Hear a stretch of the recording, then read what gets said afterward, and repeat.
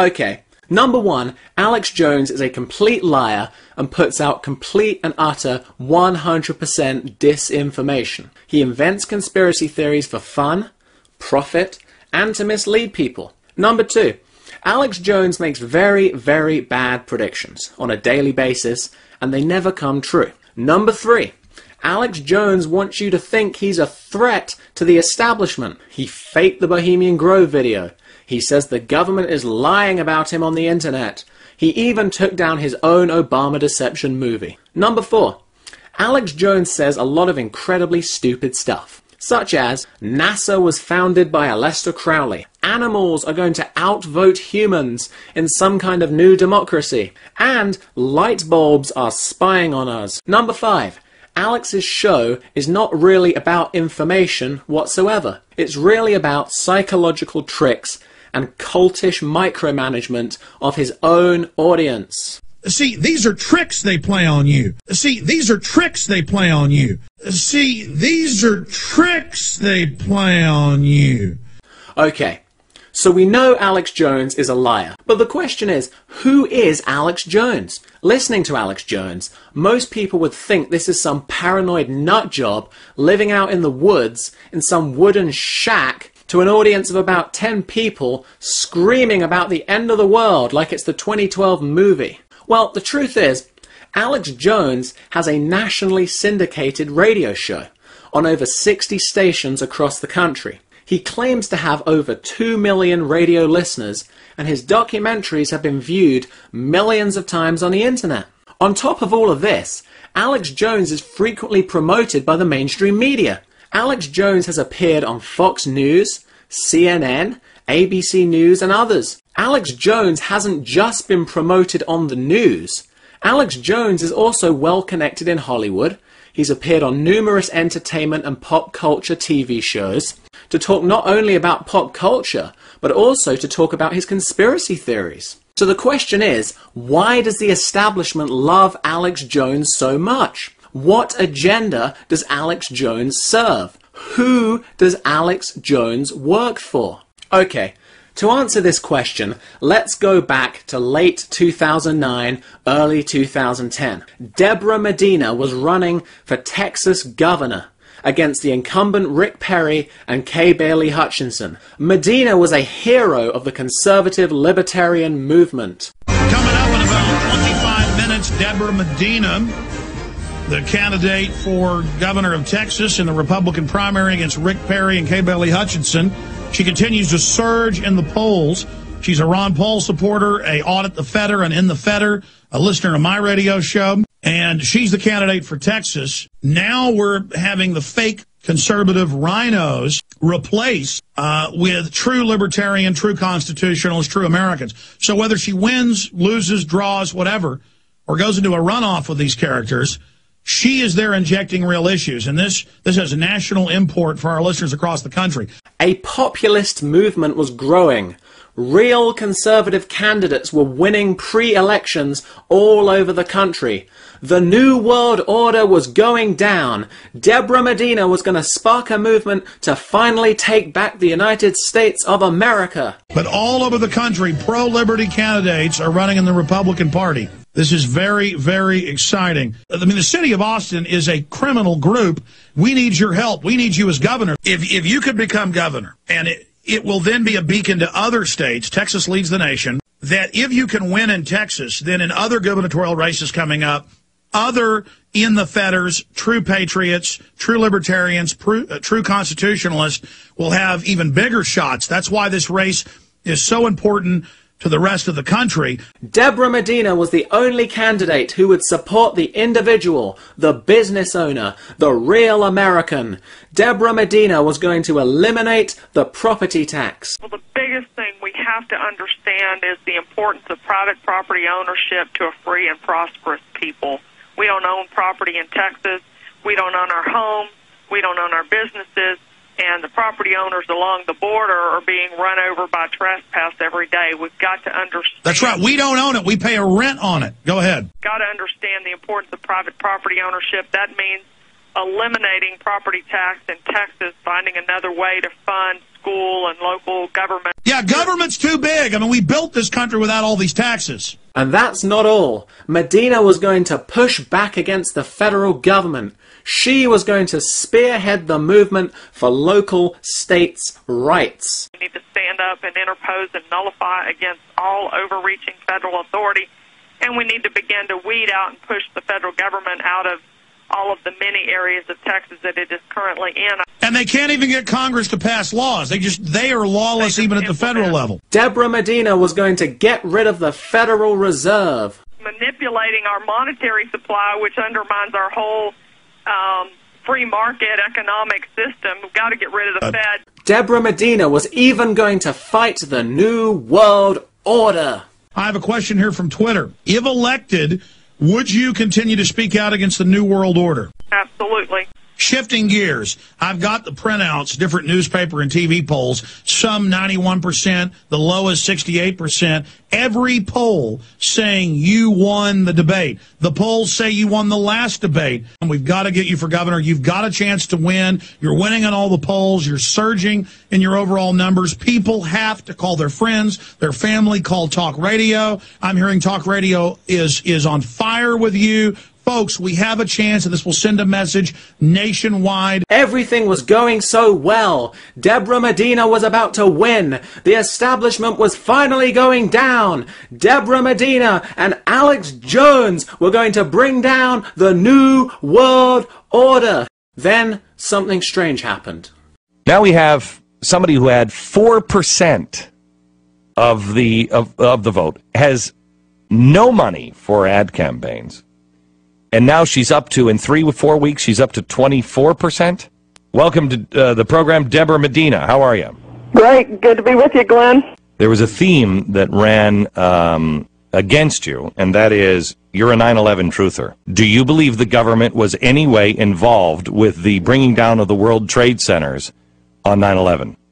I don't have all of the evidence there, Glenn. So I'm not in a place. I have not been out publicly questioning that. I think some very good questions have been raised in that regard.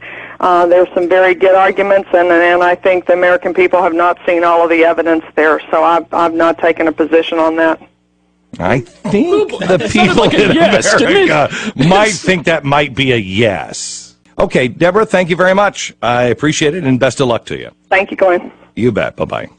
I think problematic. While I don't endorse anyone, I think I can write her off the list. Let me take another look at Kay Bailey Hutchinson if I have to. Rick, I think you and I could French kiss right now. Let me tell you something. He's a damn handsome man. He's a damn handsome man. Looks good in a pair of jeans. Wow. He's a handsome man. Wow. Deborah Medina went on the Glenn Beck show and just couldn't decide whether 9/11 was an inside job or not. Glenn Beck jumped on the attack, and from here on, Deborah Medina's chances of winning were completely and utterly zero. Now, Alex Jones was very quick to jump on this.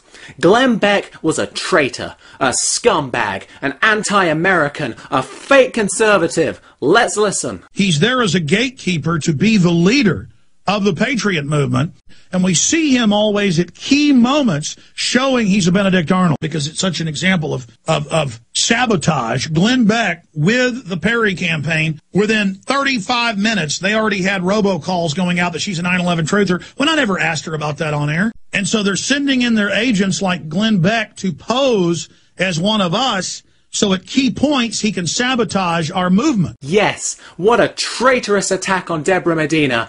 Glenn Beck is such a traitor. Now, what happened 8 days later? Deborah Medina agrees that 9/11 truthers' beliefs are despicable. And I'm going to withdraw my support for Deborah Medina in this election if I don't hear an apology and a clarification on this. She needs to explain herself. For him to sit there and say we're despicable, we're horrible, we're evil. I'm not supposed to question that. I'm despicable to all my family listening in Dallas to the #1 talk station. I'm despicable. You agree that I'm bad? I mean, I'm despicable, and I'll show her after saying there's a lot of questions people have a right, and then I'll show her saying it's despicable. I don't like flip-flopping. I want people to do what they say, and at this point, we can't believe anything she says if she gets in office if she'll flip-flop like this. She better, hey, she's going to find out that who's really supporting her and that she better watch it. I just can't handle it anymore. I can't handle politicians. She did the bad thing. You understand that? We need people elected that do what they say they're going to do. I wasn't mad at her when she said, I'm not a 9/11 truther, but I support people's right. Then, a couple weeks later, there's a new Deborah Medina. It's a dirty taste in my mouth to commit to somebody, to trust somebody, and to see this type of attack on us. I can barely even do this radio show now. I'm so angry. Ugh, disgusting. Makes me sick. We're despicable. They must not be worried now if she gets elected. That means if she ever gets any political heat, she'll just flip-flop. I'm nobody's sucker. I'm nobody's property. I'm nobody's dupe. You understand that? Now, my question to Deborah Medina is, if she'll come on, that's fine. I'm sure they'll chicken out. I don't care. Weeks before, after Glenn Beck, oh, I think the way those buildings fell, I have questions. Now we're a despicable, horrible cult, and I agree. And then I'm bad. Alex Jones is bad for actually being steadfast and seeing a flip-flop like this and getting angry. I want you to call Medina. Their lines have been busy.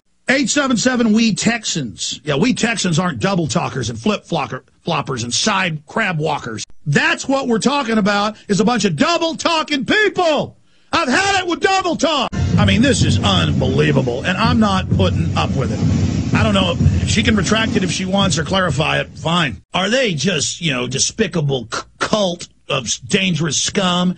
Absolutely. Absolutely, Mark Davis.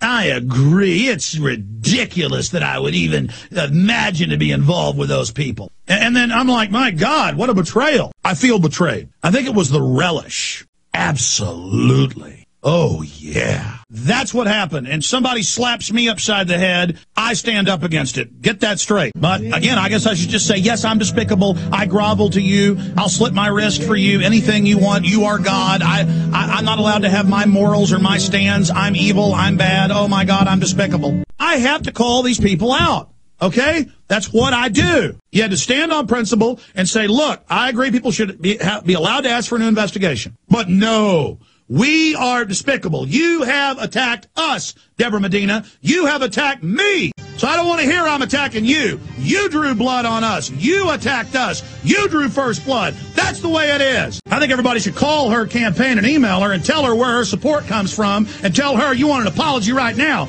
Glenn Beck lost 500,000 viewers when I went after him in the last 2 weeks defending your sorry butt.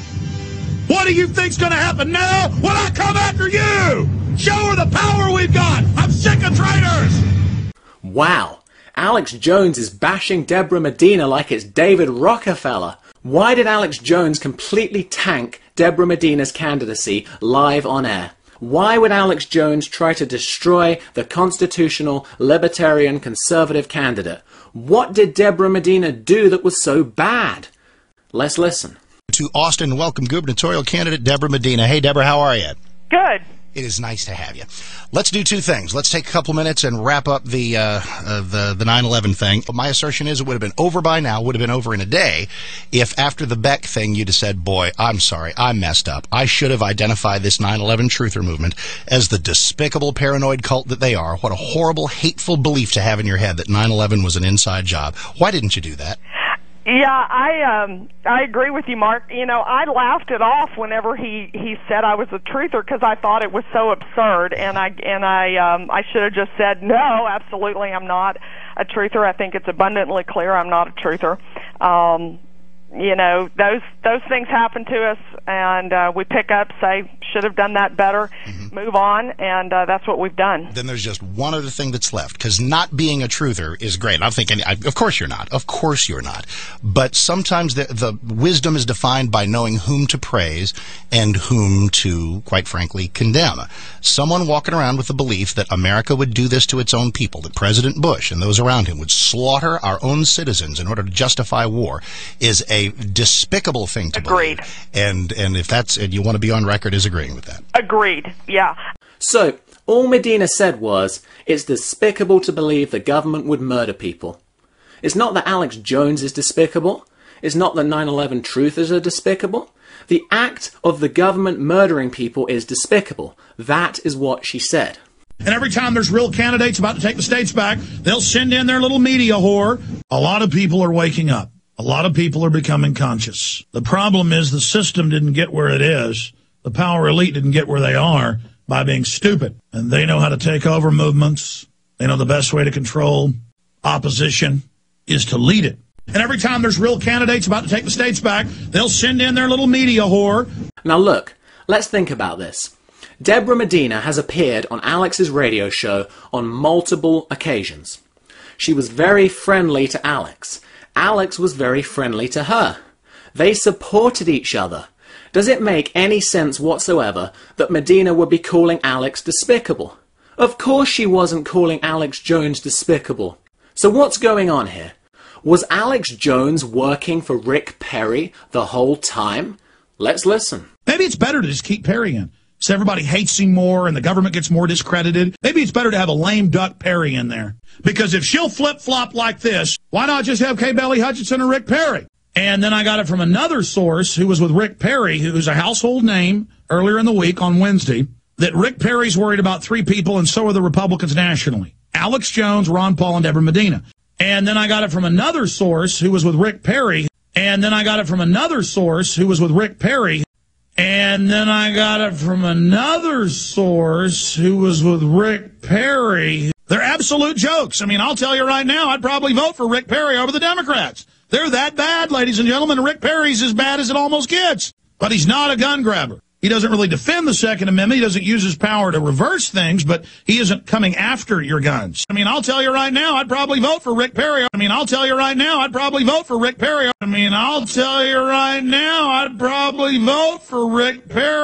Bottom line, if it goes into a runoff and Medina's kicked out somehow, I will vote for Rick Perry over Kay Bailey Hutchinson. I will vote for Rick Perry over Kay Bailey Hutchinson. I will vote for Rick Perry over Kay Bailey Hutchinson. Bottom line, if it goes into a runoff and Medina's kicked out somehow, you drew blood on us. You attacked us. You drew first blood. That's the way it is. And if it goes into a runoff and Medina's kicked out somehow, I will vote for Rick Perry over Kay Bailey Hutchinson. He literally goes up there, puts on this act. I've been in the same restaurant with Perry when he's meeting with people. It's all intellectual talk. He's all very graceful. But then when he goes out, he's like, I'm a cowboy. We're going to secede. Woohoo. I mean, it's just as fake as a $3 bill. I've been in the same restaurant with Perry when he's meeting with people. I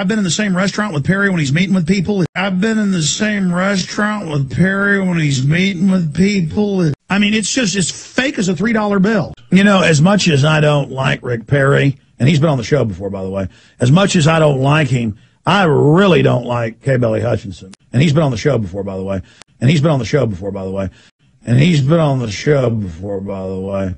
showed Endgame Blueprint for Global Enslavement in Austin, Texas, at Alamo Draft House on South Lamar 2 years ago, one of the chief people in Rick Perry's office showed up. And he said, I heard Rick Perry's in the film. I'm a listener to the show. I wanted to see it. One of the chief people in Rick Perry's office showed up. One of the chief people in Rick Perry's office showed up. One of the chief people in Rick Perry's office showed up. What's going on there? Because we know these two are working together. And they act like they're fighting on the surface. I mean, that is too incredible. And we know what it's like to be under the thumb of tyrants. Man, I've met Rick Perry. I know Rick Perry. He does not normally talk with that big of a Texas accent. I've met Rick Perry. I know Rick Perry. I've met Rick Perry. I know Rick Perry. That here's Rick Perry, Bilderberg Group member, New World Order, everything else. I've met Rick Perry. I know Rick Perry. Bilderberg Group member, New World Order, everything else. What's going on there? Because we know these two are working together. And they act like they're fighting on the surface. Rick Perry's talking about how I am in his top 3 enemies. And they act like they're fighting on the surface. On record one time, we had a reporter down at the Capitol, and Rick Perry walks out, and they go, hey, Governor Perry, it's Alex Jones here on the phone. And he goes, what are you doing, you big old fat hog? And they act like they're fighting on the surface. And he goes, what are you doing, you big old fat hog? And they'll be at a restaurant, they'll just walk right over. The governor will walk right over when I'm at Loyola Leon in front of witnesses and say, "You have a nice Thanksgiving, Alex." And then one time he was on the show, was, calling me names and things. The point is... So, Alex Jones, he says he knows Rick Perry. He knows his accent well. He met Rick Perry in a restaurant. He had Rick Perry on his radio show. He has sources at the highest level of Rick Perry's administration. He even had one of Rick Perry's people show up at a screening of his movie Endgame. On top of all that, Alex Jones says Perry is a Bilderberg member, but he would actually vote for Perry. And then we see how Alex Jones tanked Deborah Medina. It should be very, very clear that Alex Jones was working for Rick Perry the whole time and monopolizing the anti-government movement to later destroy it. Now, Deborah Medina's 9/11 comments were incredibly naive. So we have to ask, was Deborah Medina in on this as well? We can't be sure, but it's possible she took a paycheck in return for sinking her own candidacy. I mean, this is politics after all. Now, it gets even worse than that. Because remember, it was Glenn Beck who originally tanked Medina with the 9/11 truth comments. So the question is Alex Jones working for Glenn Beck as well? Now, Alex Jones has said a lot of nasty stuff about Glenn Beck. I'm not controlled opposition like Glenn Beck. I'm real. The system knows that. With Beck, he is a total actor. He admits that's what he is an actor. And it's all fake. And everything is a lie or a deception. Yeah, Glenn Beck, it tries to get people's confidence so he can later double back on them. But that's why he's so dangerous. Because I've seen him over and over again at key junctures sabotage the true liberty movement. Wow. It's almost as if Alex Jones is talking about himself. I really want Glenn Beck to be for real, but he is definitely following government scripts. If you want to know about somebody who's definitely spook run, it's Glenn Beck. If anyone is a government agent, it is Glenn Beck. And let me tell you, Glenn Beck is an actual CIA officer. He's that, or he's a defense intel or something else. I mean, that guy is an officer. He holds rank, guaranteed. And let me tell you, Glenn Beck is an actual CIA officer. Wow, an actual CIA officer. Now, the thing is, Alex Jones seems to have quite a few connections to Glenn Beck himself. Let's listen. But I'm not even saying Glenn Beck's a bad guy. I've talked to two people, high level at Fox News. One of them's a household name, who say Glenn Beck is scared to death and knows this is all real now and has bodyguards and didn't know what he got into. I've talked to two people, high level at Fox News. I've talked to two people, high level at Fox News. I've talked to two people, high level at Fox News. One of them's a household name. One of them's a household name. One of them's a household name. I had a radio exec in my office Friday, a guy that works with all the big executives, Glenn Beck's people, Limbaugh's people, everybody. I'm just going to leave it at that. He knows them all. A guy that works with all the big executives, Glenn Beck's people, Glenn Beck's people, Glenn Beck's people. Look, here's the deal with Glenn Beck, okay? I happen to know people that know Glenn Beck and work with him. And he absolutely hates my guts. I happen to know people that know Glenn Beck and work with him. I happen to know people that know Glenn Beck and work with him. I happen to know people that know Glenn Beck and work with him. And he absolutely hates my guts. And he absolutely hates my guts. And they act like they're fighting on the surface. And I even know through contacts with his producer at Fox, they don't want it. Thank you, we'll look at it, click. And I even know through contacts with his producer at Fox. And I even know through contacts with his producer at Fox. And I even know through contacts with his producer at Fox. Look, I'm not stupid, and I'm not going to get into any details, but I could certainly go, if I played my cards right, go join Team Fox, ladies and gentlemen. Go join Team Fox, ladies and gentlemen. Go join Team Fox, ladies and gentlemen. Go join Team Fox, ladies and gentlemen. Aha! So Jones has contacts with Glenn Beck's producer. He has contacts at the highest levels of Fox News. He knows the producers of Glenn Beck's radio show. And he says he could very easily work for Fox News. Isn't this all so very interesting? Is it not incredibly obvious here that Alex Jones and Glenn Beck were teaming up to destroy Deborah Medina? Alex Jones knows Rick Perry. He knows Rick Perry's people. He knows Glenn Beck's people. Glenn Beck said he would vote for Rick Perry. Alex Jones said he would vote for Rick Perry. Deborah Medina doesn't seem to fit in anywhere here. She doesn't know any of these people. She was never an insider. Now, just a few months after calling Glenn Beck an actual CIA officer, Alex Jones had a small change of mind.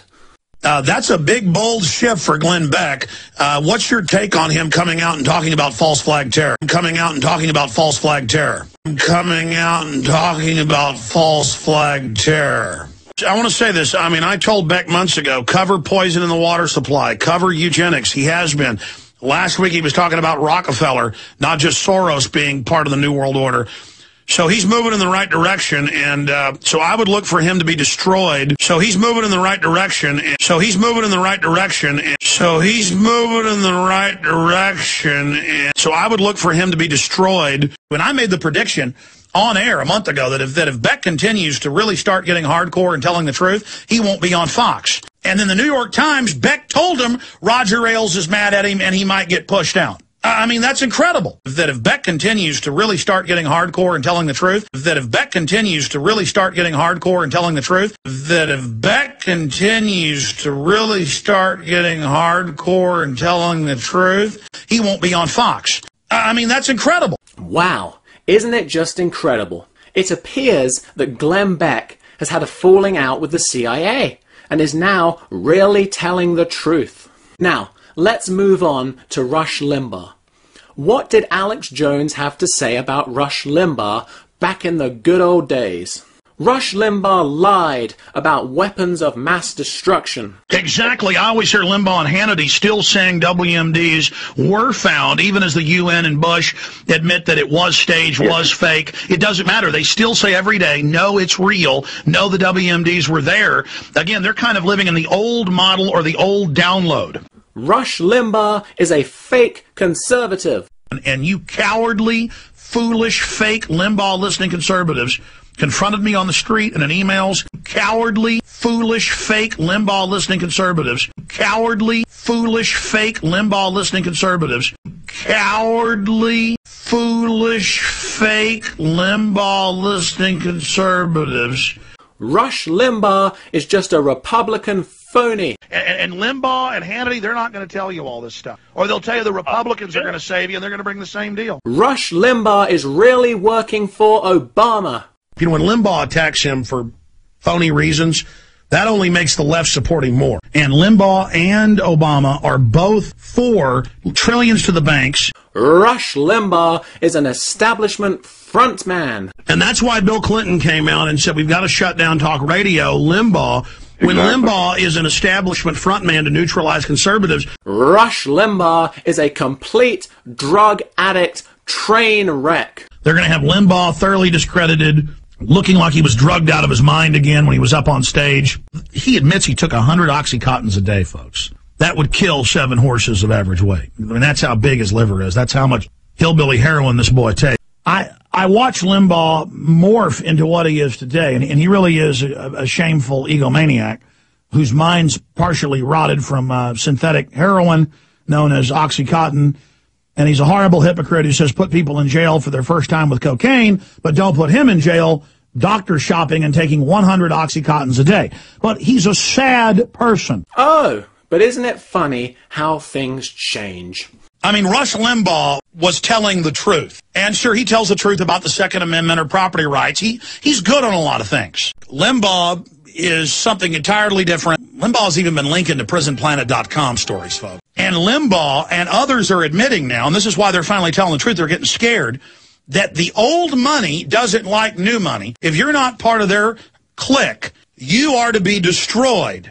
And Limbaugh and others are admitting now, and this is why they're finally telling the truth, they're getting scared. I mean, is it not amazing that Limbaugh is now saying there's basically a secret ruling elite that's robbing America? I give credit where's due. Limbaugh and Savage. They're the only ones going all the way. Limbaugh and Savage. They're the only ones going all the way.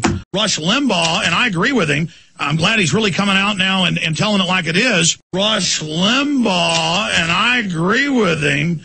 I'm glad he's really coming out now and telling it like it is. That's a big deal to have Limbaugh coming out saying we may have martial law in America. I mean, Limbaugh is actually telling the truth, the complete truth in saying this. Wow, Limbaugh is genuinely upset. I think boy, they're going to really come after him now.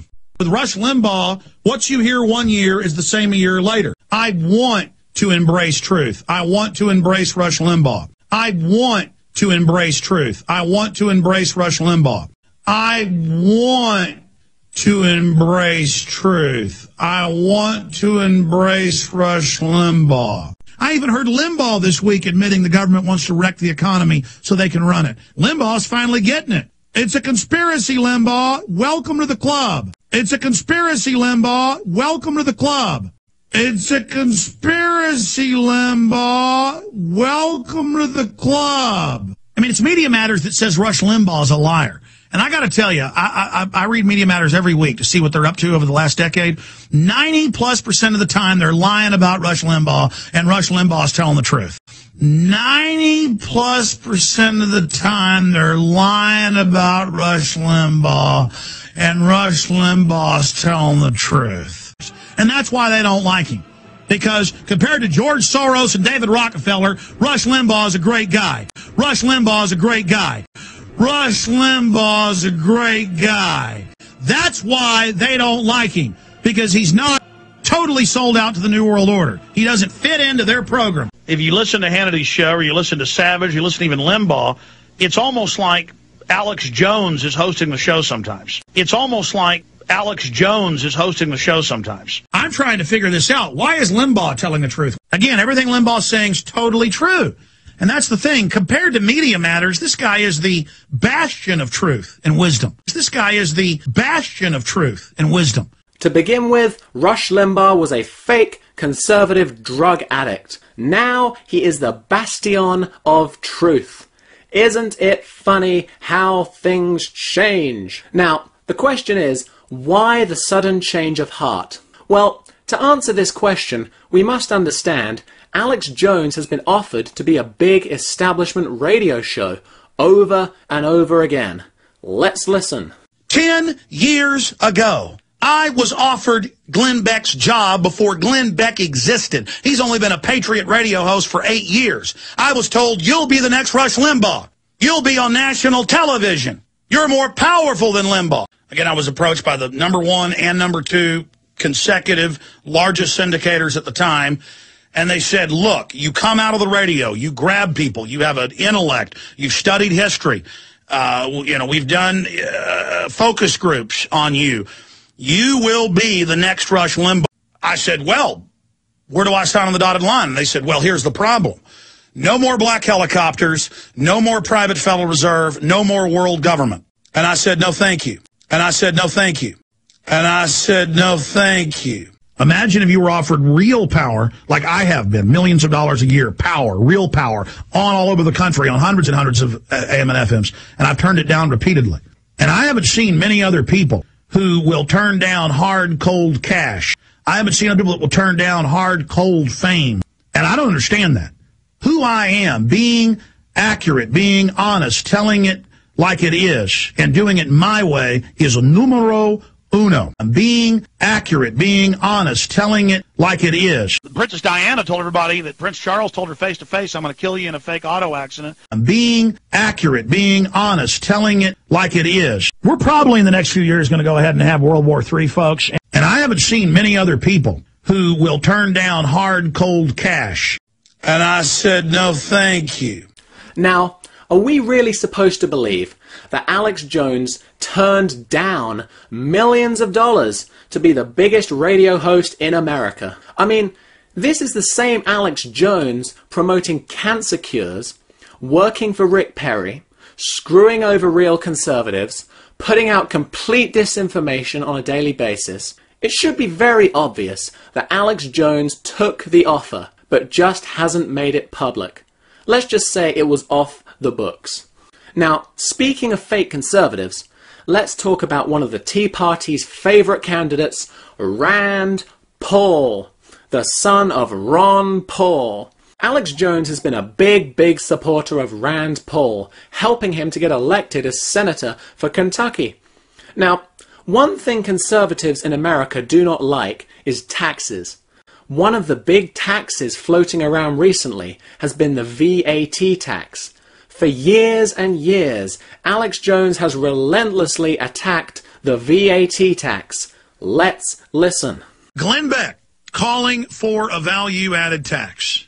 Glenn Beck calling for a value-added tax. That's exactly what the Copenhagen Global Government Treaty that will be paid directly to the IMF and World Bank. This is Bill O'Reilly and Glenn Beck talking about how they want national sales taxes and value-added taxes.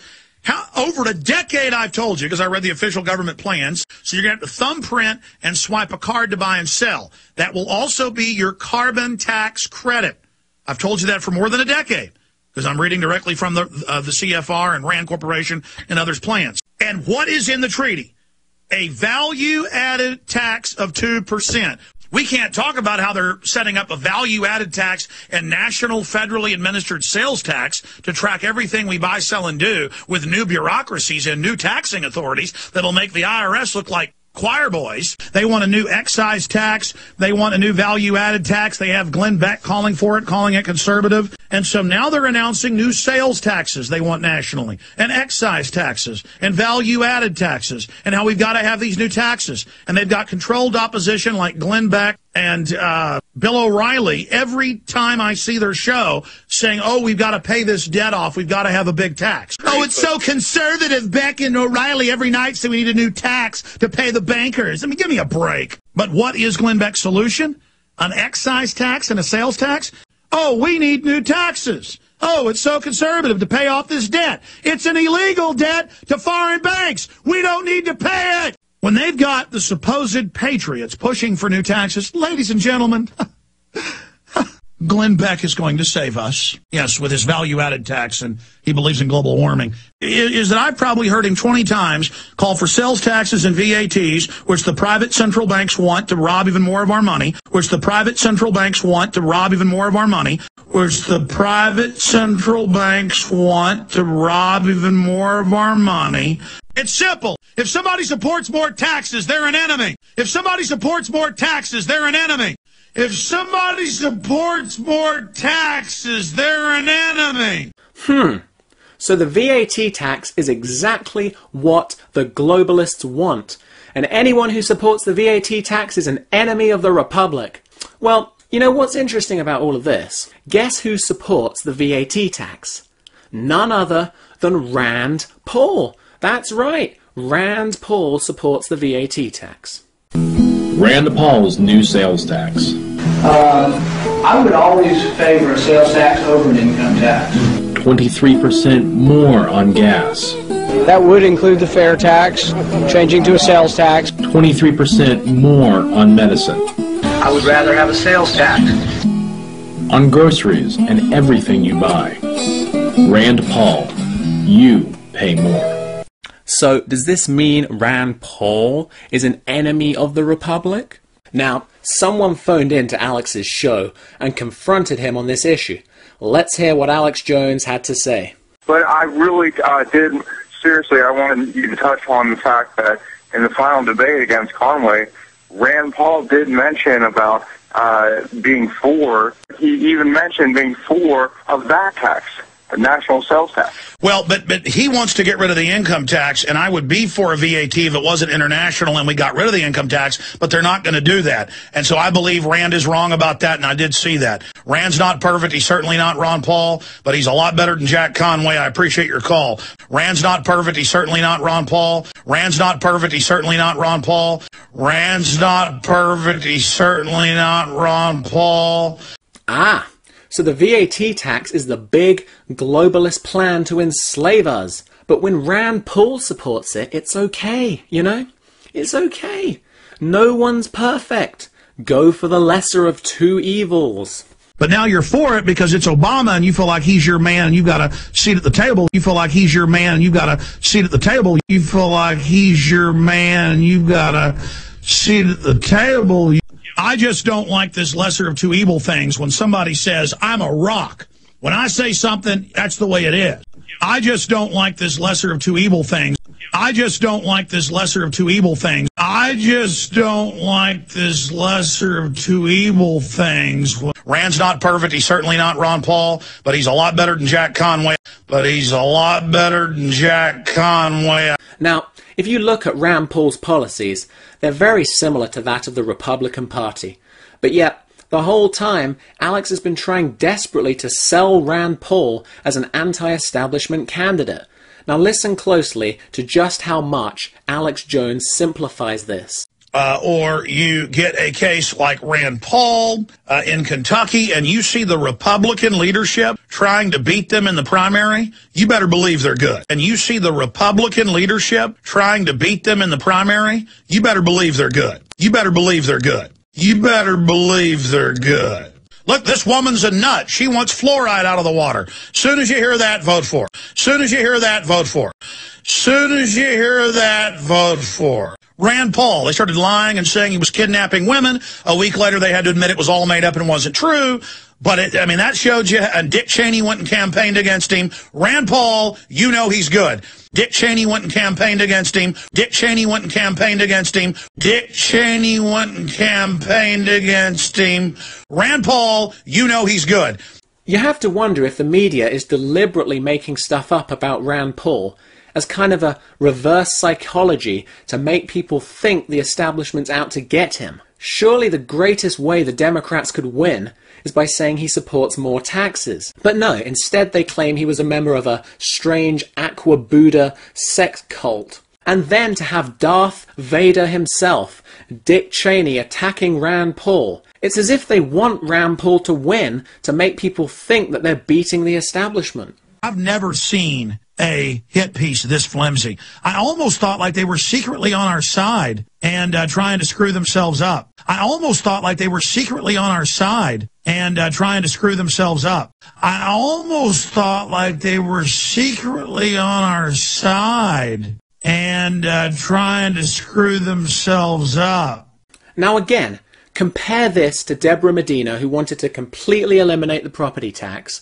We can see that Alex Jones supports all the fake conservatives and then viciously attacks the real ones. Now, another big group within the libertarian conservative movement is the militia. These are armed groups who often believe the police and the federal government are the enemy. Now, the one person the conspiracy people really do not like is Bill Clinton.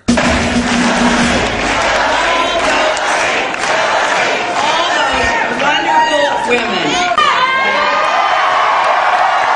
Hey, Bill, what about Bilderberg? Come on, Bill, we know you're a murderer. Larry Nichols knows otherwise. Bilderberg, Bilderberg, Bilderberg, Bilderberg, Bilderberg, Bilderberg, Bilderberg, fascist. Your new world order's going down, Bill. We love Bill Clinton. Clinton is the best fascist ever! Mrs. Clinton! Get out away from us! Vince Foster, do you have any comments on the murder of Vince Foster? Do you have any comments on the murder of Vince Foster? Are you going to be attending Bilderberg this weekend, Hillary? Mrs. Clinton, are you going to Bilderberg this weekend? Hillary, how many did you kill in Arkansas that bury your sins? Hillary, how many did you kill in Arkansas that bury your sins? Larry Nichols has evidence. What do you think of Larry Nichols' evidence, President Clinton? Very much. What happened to Building 7? What happened to Building 7, Bill?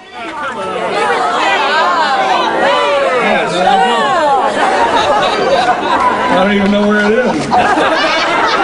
Percent of the delegates to the National Convention. Tell them about the CFR, Bill. Right here. Tell them about Bilderberg, Bill. We don't agree with Senator McCain. We ought to stay in Iraq. But you're in the CFR with Senator McCain. We don't. The truth is, they all want change. and they like both candidates. You're not changed, we're changed. Tell them about your New World Order. Your CFR scum, just like McCain. You won't have your New World Order or your North American Union. 9/11 was an inside job. The CFR was behind it. We know it. The CFR scum, just like John McCain. They're the same people. You both funded 9/11. You're both behind it. You both funded 9/11. You're both behind it. Tell us about Bilderberg. Tell us about the Bilderberg meeting. Tell us how you got elected. Bilderberg. We won't have a New World Order here. You won't have your North American Union. We know you're with Bilderberg, Hillary. We know about Bilderberg. We know about Roger Ailes and Fox News, Hillary. Rupert Murdoch's got your back. We know about it. Bilderberg, Hillary, or Bilderberg. You're with the New World Order. You're a whore of the New World Order, Bilderberg. Senator Clinton, how you doing? Good. How are you Can I ask you a quick question while you sign that? It was reported in June of 2006 you attended a meeting in Ottawa, Canada, the Bilderberg Group. Can you comment on that? What's going on at the Bilderberg meeting, and what do you guys talk about up there? I have no idea what you're talking about. What are you screaming about? Let him talk. Support a new investigation into the attacks of 9/11. Are you one of those that was an inside job, guys? Well, let me tell you something. 9/11 was not an inside job. It was an Osama bin Laden job with 19 people from Saudi Arabia. But it's all right. If you don't have any self-control, we can live with it. But just think about that.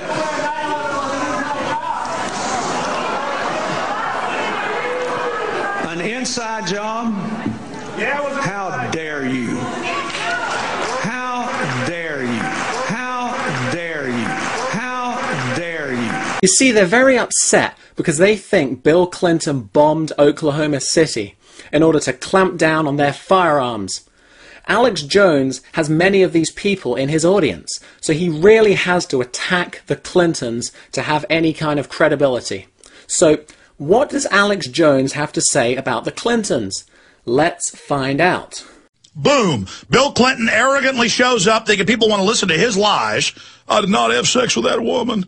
Monica Lewinsky, how dare you? How dare you? That idiot shows up, and that's how arrogant they are. He thinks it's going to help, and the idea of government-sponsored terror isn't going away. Hitler did it. Caesar did it. Bill Clinton did it. Bill Clinton openly campaigning against Barack Hussein Obama for his wife, Hillary. Hillary, total globalist, anti-gun, the original harbinger of government socialist health care, total globalist.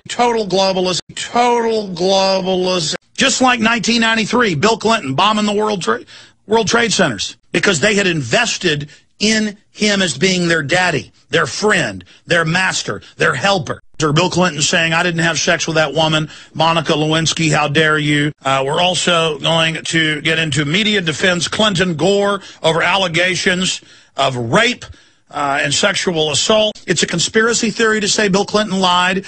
I didn't have sex with that woman, Monica Lewinsky. I don't agree with George Soros and Bill Clinton. Chelsea Clinton goes and gets married to this Goldman Sachs guy who gives her $1 million ring. It's $6 million in security. The airspace is closed. And here is a mafia family marrying their daughter off to this other mafia individual. That just shows how in your face these people are. In fact, I want him back on. I want Terry Reid back on. He was a CIA commander who was at Mena, Arkansas, with Bill Clinton and the cocaine. I want Terry Reid, who wrote Compromise, Clinton, Bush, and the CIA. With Bill Clinton and the cocaine. With Bill Clinton and the cocaine. With Bill Clinton and the cocaine. And remember, George W. wouldn't go after Clinton for all of his treason. Remember all that. The Chinese generals in the White House, the sellouts, the drug dealing. It was Clinton's controllers that bombed Oklahoma City in 1995. Chinese generals were in the White House paying off Bill Clinton to get missile secrets and to sell our nation out. And Bill Clinton was engaged in treason.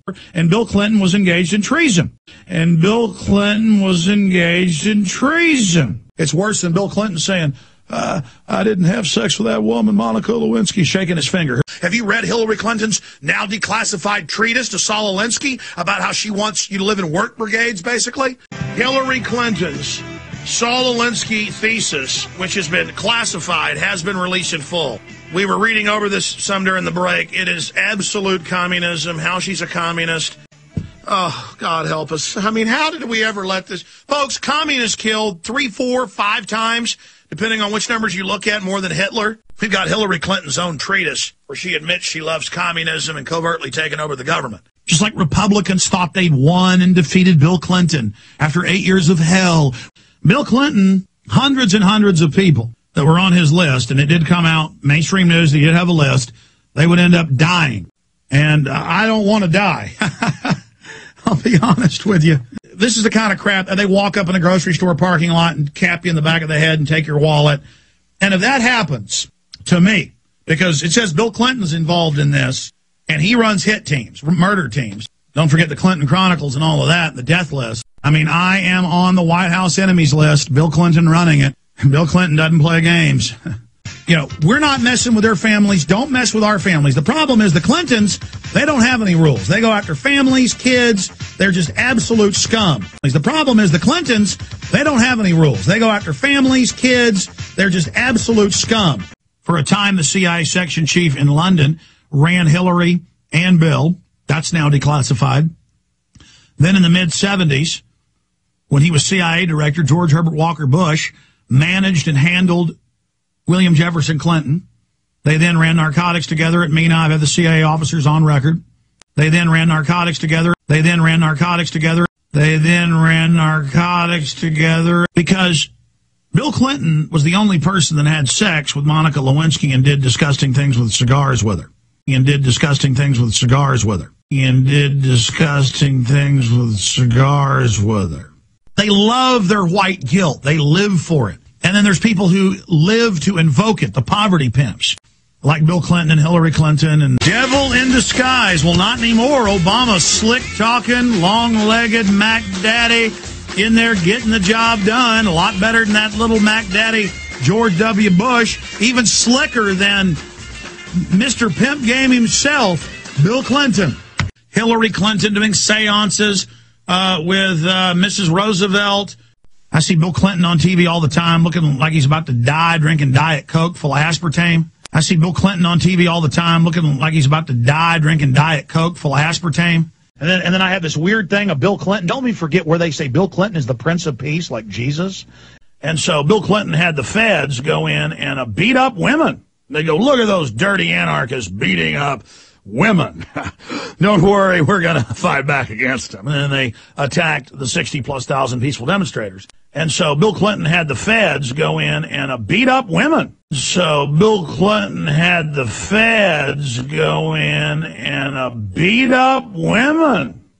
Bill Clinton wanted you to know what martial law is like. Bill Clinton. Bill Clinton, Bill Clinton. But, I mean, they don't care. Hillary goes to Bilderberg. Bill Clinton goes to Bilderberg. Bill Clinton's a rare breed because he's an intellectual genius at evil and Machiavellian activity, but he also revels in crowds. But most real masterminds do not revel in crowds. Genius at evil and Machiavellian activity. It goes Bush, Clinton, Bush, Clinton. I guess we'll always have a Clinton in the White House. I'm so sick of looking at that woman. And here they all come. Al Gore, Hillary Clinton. They're saying Bill Clinton's going to be in the administration. All the same people that ran Waco and Oklahoma. They're just all back. You know, I just tell it like it is. When I found out Bill Clinton's people had been involved bombing Oklahoma City, I exposed it. No, George Bush is evil, so the liberals think Bill Clinton's going to save them. And then Bill Clinton, 8 horrible years of tyranny and corruption and Chinese generals in the White House and cocaine dealers being pardoned and unbelievable corruption and all sorts of murders. Tired of the fake Republicans, tired of Clinton staging the Oklahoma City bombing, tired of Bush's controllers, tired of the fake Republicans, tired of Clinton staging the Oklahoma City bombing, tired of Bush's controllers. We've also got Hillary Clinton apologizing for saying, hey, you want me to stay in the race? Somebody might basically kill Barack Obama. That's a Clinton threat right there, if there ever was one, and that's what you would expect out of this mafia organization. Senator Hillary Rodham Clinton. I mean, if I ever have to look at that woman again, it'll be too soon. I mean, if I ever have to look at that woman again, it'll be too soon. I mean, if I ever have to look at that woman again, it'll be too soon. Reminds me of the Clinton murders where they cut the guy's head off, arms, leg off, pour gasoline on him, and then claim they committed suicide. About it. People only like him because he's black. No, people like him because he's charming and because he doesn't have all the baggage and the murders and the death list and the corruption and the socialized health care and the linen pins on the first day in the White House like Hillary was wearing and the linen pins on the first day in the White House like Hillary was wearing.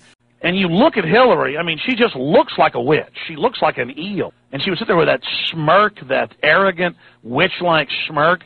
She looked like a moray eel. I mean, I don't usually judge a book by its cover, but she's repugnant. Look, I don't like Barack Obama, but I really hate Hillary Clinton. I really hate Hillary Clinton.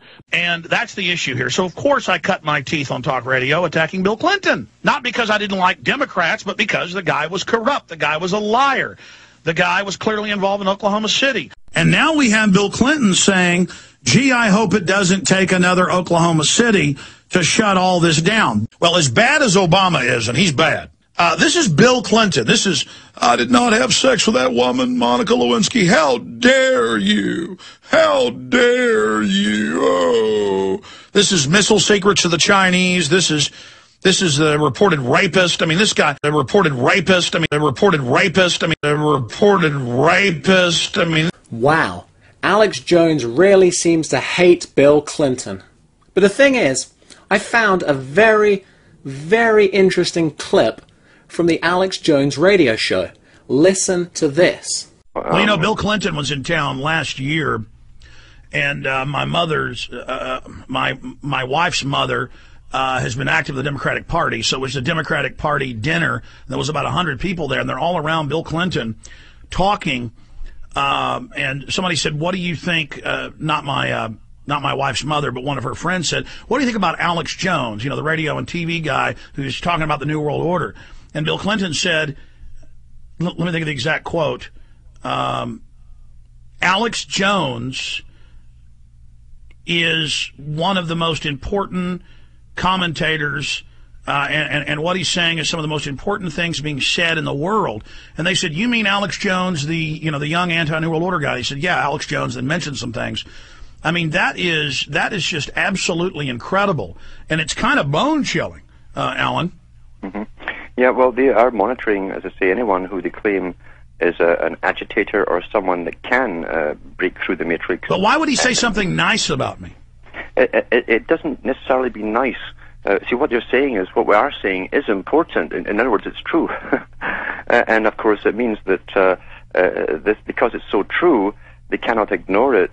But they also hope the public or the general public will be overwhelmed with the regular media, which keeps them in limbo. Well, Alan, isn't there something even more?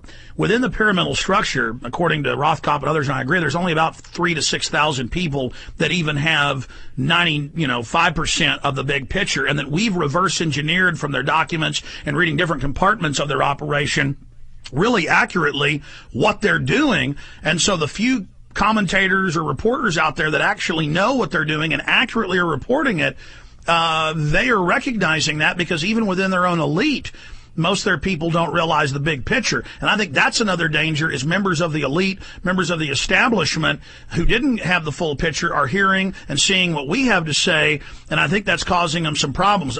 And Bill Clinton said, Alex Jones is one of the most important commentators, and what he's saying is some of the most important things being said in the world.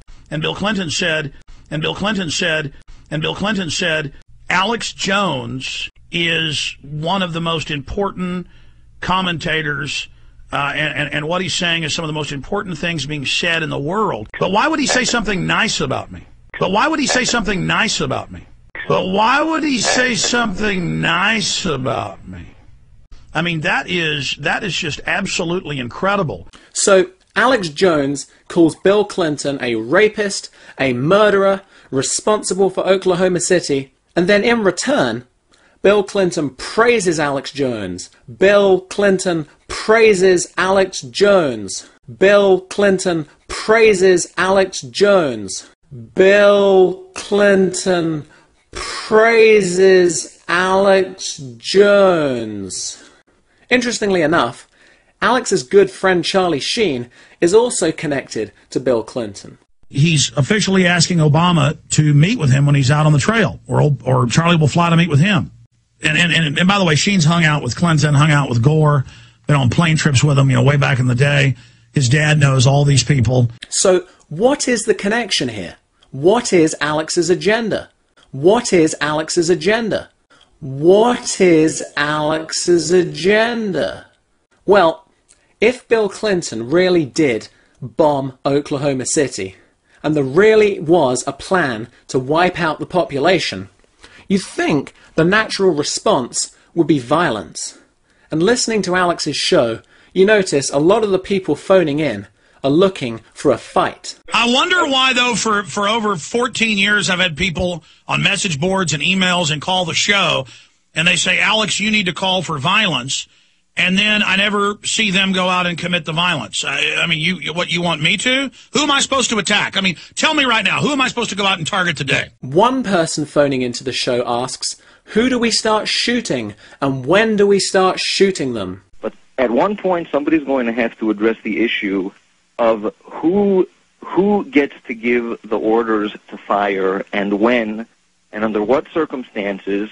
And when is that going to happen? Who are going to be the people? Because it's not enough and it's not sufficient just to own the guns. And just waving the guns and just owning them, at one point someone's going to have to use them, and somebody's going to have to determine who are the commanders, who are the people who are... I mean, you get my point, right? Another phone caller says, shall we have a peaceful revolution, or shall we have a violent revolution? And finally, when we have everybody on our side, what is it going to be, a violent revolution? Another caller suggests we should walk around in groups with guns pointing outwards. I think if we get everyone that thinks like you together, we can do more together than we can apart. If we're all together in one spot, they can chop our head off. We don't want a one-headed hydra. Not if we have guns. Not if we have guns. Not if we have guns. Now you notice, every time someone tries to stir up violence, Alex is very quick to denounce it. Alex Jones keeps telling his audience, do not use violence. First, he says, don't use violence because that's what the government wants. The country is already in revolution. The question is, what type of revolution will it be? I certainly hope and I'm working for peaceful. The establishment is provocateuring and wants it to be violent. Because people are talking about violent revolution, and liberals are calling for 100,000-man marches to the sea and all this sedition. We don't want that. The globalists would use that for control. They're testing it, they're tracking it, and they admit they're doing this. They want a violent revolution, and the establishment is going to try to make it violent. People call me, Alex, you need to call for war right now. And it's some big fat federal agents sitting there in their offices. Some big fat federal agents sitting there in their offices. The system wants to drive us into violence. That's why they prepared the military and police for it. This is dangerous, ladies and gentlemen. The globalists want to have violence. So the globalists are in a race to start a shooting war. And so we need to take our states back peacefully, but they don't want that. They want to get a violent revolution going. Now, we need to fix things peacefully, ladies and gentlemen, but the system is gearing up to force us into violence, which is what they want. So we want to not have violence, ladies and gentlemen. You wouldn't want to do what the government wants, would you? Then he says, whenever there is a violent attack, it's the government responsible. So he's saying, this is not a real attack, don't join it, don't do more attacks. History has shown that these things can spread quickly if people think it's working. And 1 hour after Joe Stack supposedly flew his plane into that building, and all the evidence says that was staged, and all the white supremacist groups, all of them, all the majors, it's come out over and over again are feds. I told you a decade ago Hal Turner was a fed attacking me, threatening to kill judges constantly, calling for violence constantly. The FBI doesn't go after groups calling for violence, calling for things if they're Hispanic. The globalists are putting us in a cage like pit bulls to kill each other. 2 weeks before that he was planning some type of violent attack. They warned them, but nothing was done. It turns out for 2 years, the Fort Hood shooter was emailing who he believed was Al-Qaeda. He was praising suicide bombers on basis. He was left alone. And Fort Hood is definitely some type of staged event. At bare minimum, they knew he was going to do it and let him do it. I mean, you badmouth Obama in the slightest way, you get court-martialed or a dishonorable discharge. This guy was running around for 4 years going wild on Bush, Obama, you name it, and they let that guy do what he did. No doubt they're staging many of these brick-through-the-window events. Democrats have been caught doing this before. Every major activist group in England that does engage in violence and does call for violence, the reason you know they're feds is because time and time again it's come out that they are working for the British government or the Australian government or the Canadian government or the German government. Yeah, how do you like it, conservative talk show host, when the feds blew Oklahoma City sky high? Then Alex Jones says, whenever there is real violence, it's only losers and outcasts that do it. So it's not something you want to do. You're not a loser, are you? There's two classes, and that is the spoiled brat, live with mommy. My wife divorced me, so I'm going to kill her and kill the kids and then kill her family. There's the spoiled brat, instant gratification, mama's boy. And then there is the enraged postal employee who goes in and shoots people at an office. And those are real and they happen. This is a violent society. Then Alex Jones says maybe he would be violent, but only if he's being taken to a concentration camp. So the message is, don't be violent until that happens. So on record, I am nonviolent unless it means somebody's taking me and my children and putting us on army trucks, which they're trained for. Houston Chronicle, they built FEMA camps. Then Alex Jones gives examples of how to have success peacefully. Look, sir, we are waking people up peacefully right now, and this is a big wake-up call for folks.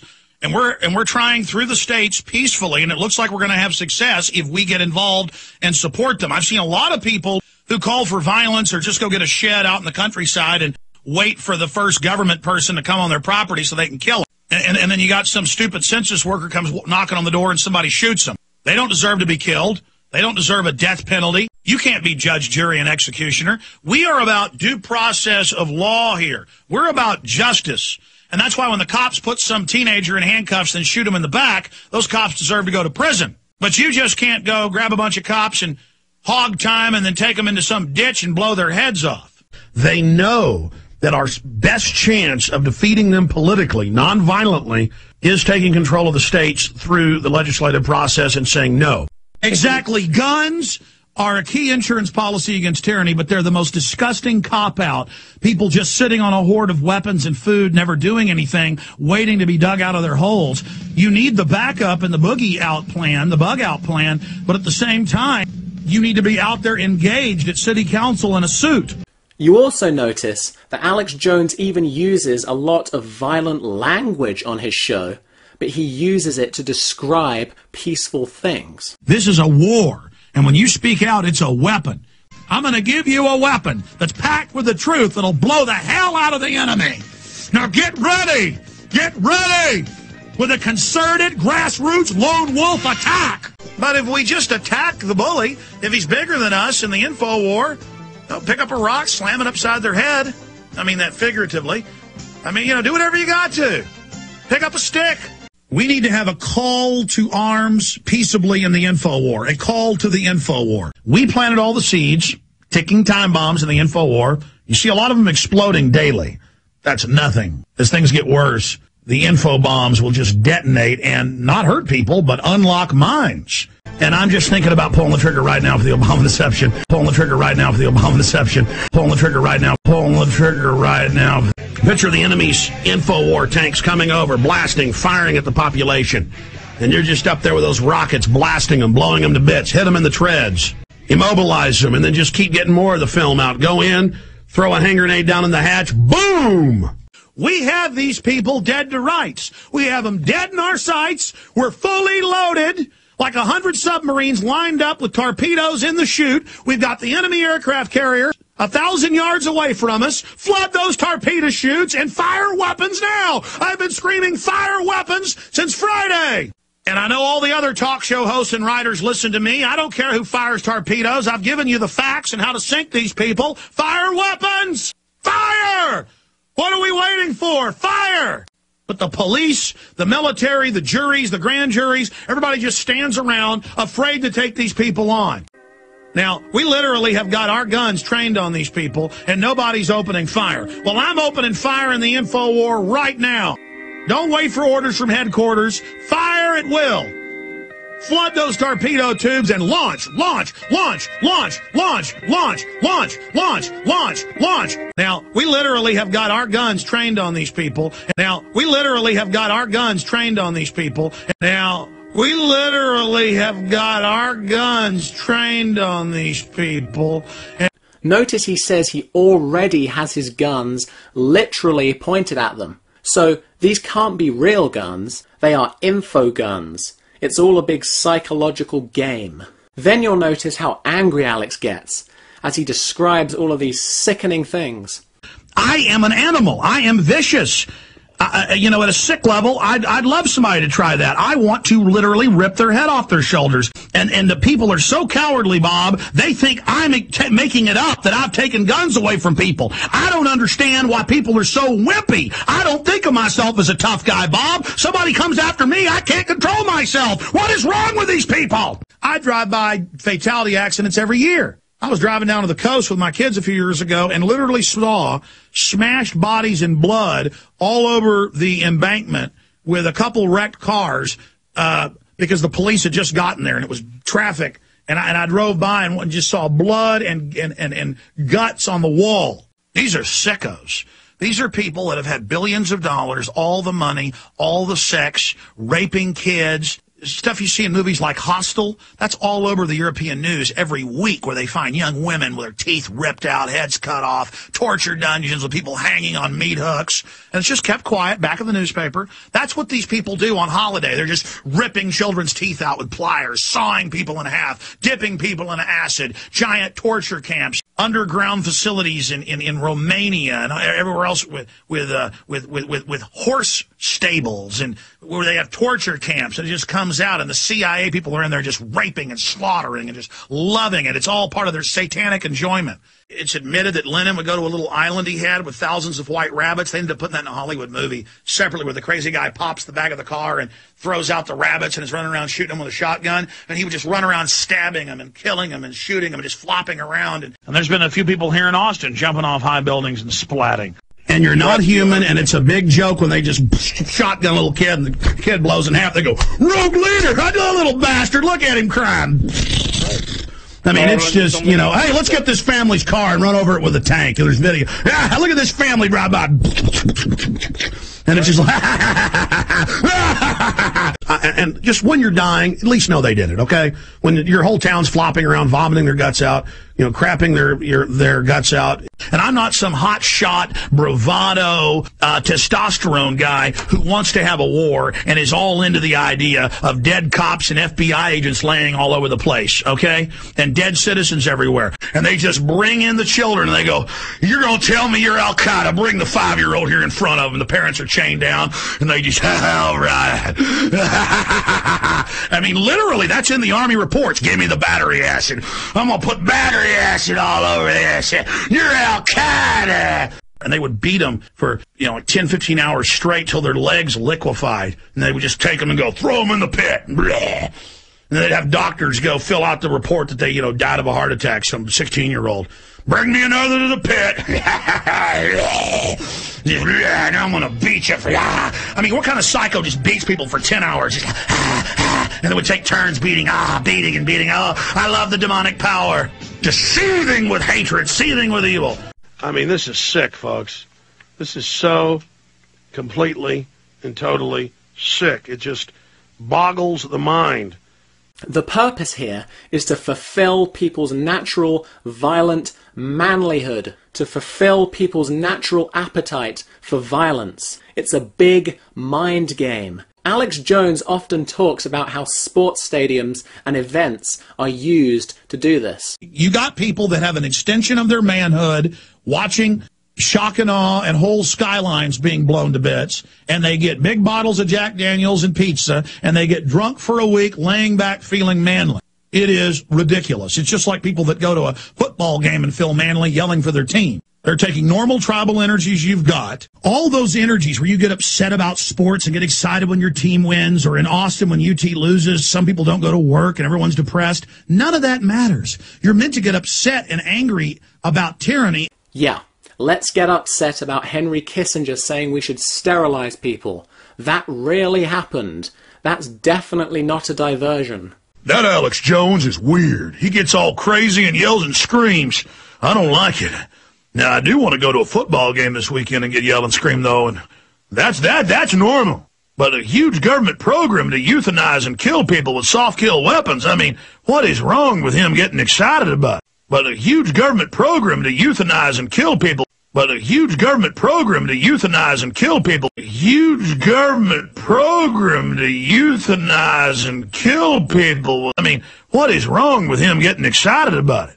Now, are you starting to see how this works? So you can see one of Alex's agendas is to stop people from carrying out acts of violence. Now, you notice, whenever there's a violent attack in the US, the mainstream media almost always blames it on Alex Jones. But going back to MSNBC, I had them demonize me a few weeks ago and basically said that I'm calling for violence. They actually name me on MSNBC and imply that I'm trying to cause a violent overthrow of the government. Every day, sometimes multiple times daily, Newsweek, Time Magazine, London Guardian, New York Times write articles saying I'm calling for violence. I've been predicting this and predicting this and predicting this, and 1 hour after Joe Stack supposedly flew his plane into that building, 1 hour after it happened, I went live with my weekday show, 11 a.m., about an hour and 8 minutes after it happened. And I said they're going to blame me within hours. Within 1 hour of airtime, 2 hours of it happening, Austin American-Statesman, New York Daily News, London Guardian saying I had called for this attack. We've had all the George Soros publications, Huffington Post, Media Matters attack me and say I'm calling for violence when it's the opposite. Turned out the white supremacists hated my guts and attacked me everywhere. And so the ADL, Southern Poverty Law Center, knew that. They had people on the streets within hours coming up to cameras, smiling, saying, yeah, he likes Alex Jones. Just totally staged. And that's pretty creepy, because these people don't play games. I just got off the phone with Anderson Cooper's producer. Anderson Cooper is admitted CIA. Admittedly worked for the CIA. I just got off the phone with Anderson Cooper's producer. Anderson Cooper is both an Astor and one other blue blood family.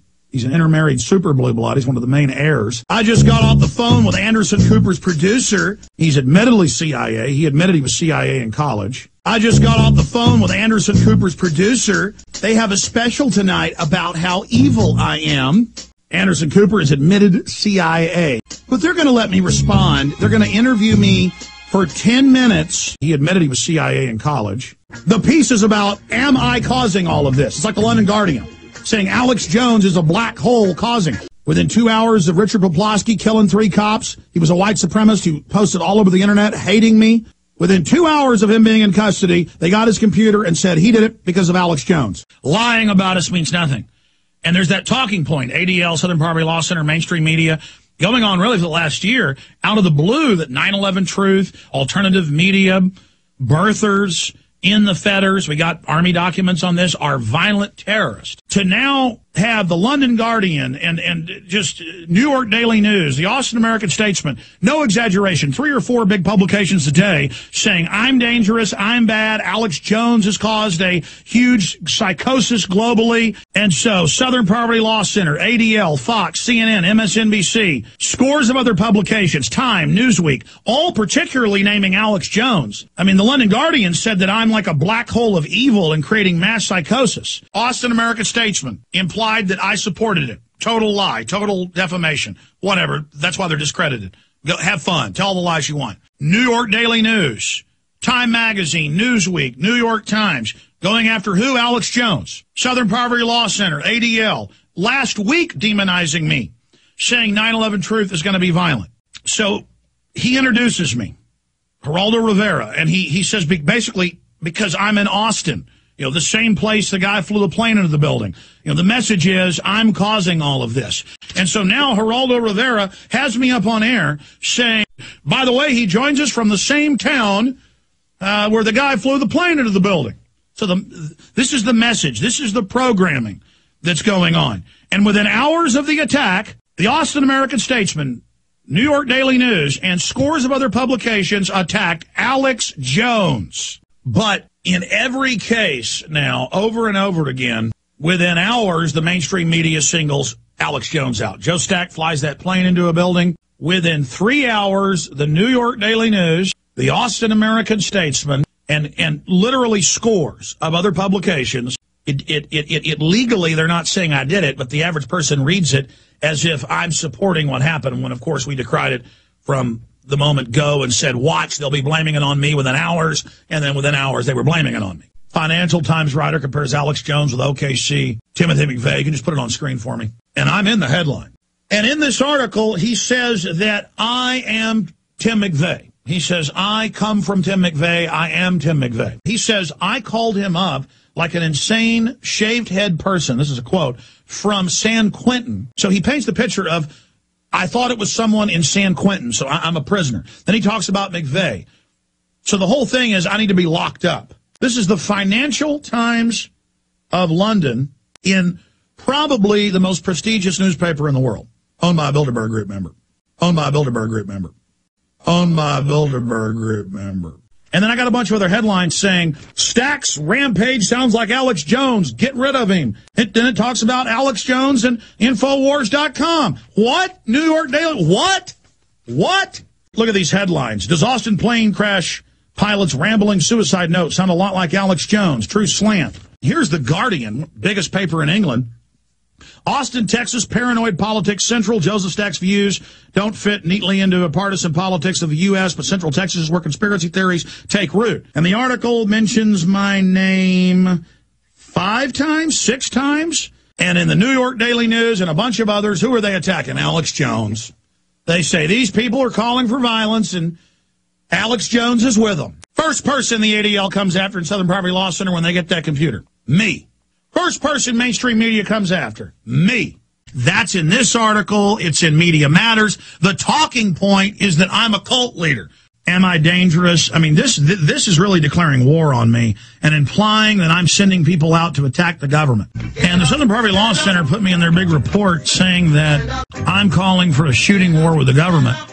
Because, man, I was all over the national news just killing the cops. And they said the white supremacist kid loved me and did it because of me, basically. And I'll tell you right now, I don't appreciate the fact that Raw Story and the Pittsburgh Post-Gazette have decided to attack me in association with the shooting of the fatal shooting of 3 police officers. It's just ridiculous. They also attacked Glenn Beck. But then you read the Raw Story reports, it's all about me and Glenn Beck. It's from a new A&E show, FBI show, portrays 9/11 truthers as dope-smoking terrorists. This guy's buying grenade launchers to kill U.S. troops. All these national TV hosts saying 9/11 truthers are terrorists with no incidents, no evidence. Talking points have been put out saying that 9/11 truthers are terrorists and that we need to be put in camps. And magically, that flashbang grenade goes off and blows out a window. And Geraldo Rivera comes out and he says, I think it's 9/11 truth. And now other channels are saying it. Geraldo Rivera and others come out and say, yes, they're behind the bomb. No evidence. And he says, we've been violent in the past. No 9/11 truth group has ever been violent. It's right in the middle of Times Square. It's perfectly located. So it is where, it's like a magnet for these crazy people, for anarchists. That's what I think this is.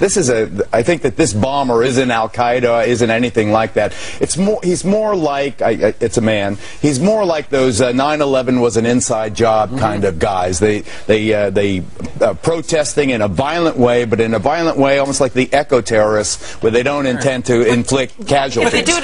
So, what happens is, the media says Alex Jones was responsible for the violence.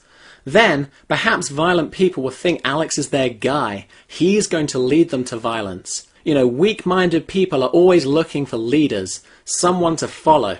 So this takes the violent people, and it lures them in. Then they tune into Alex's show.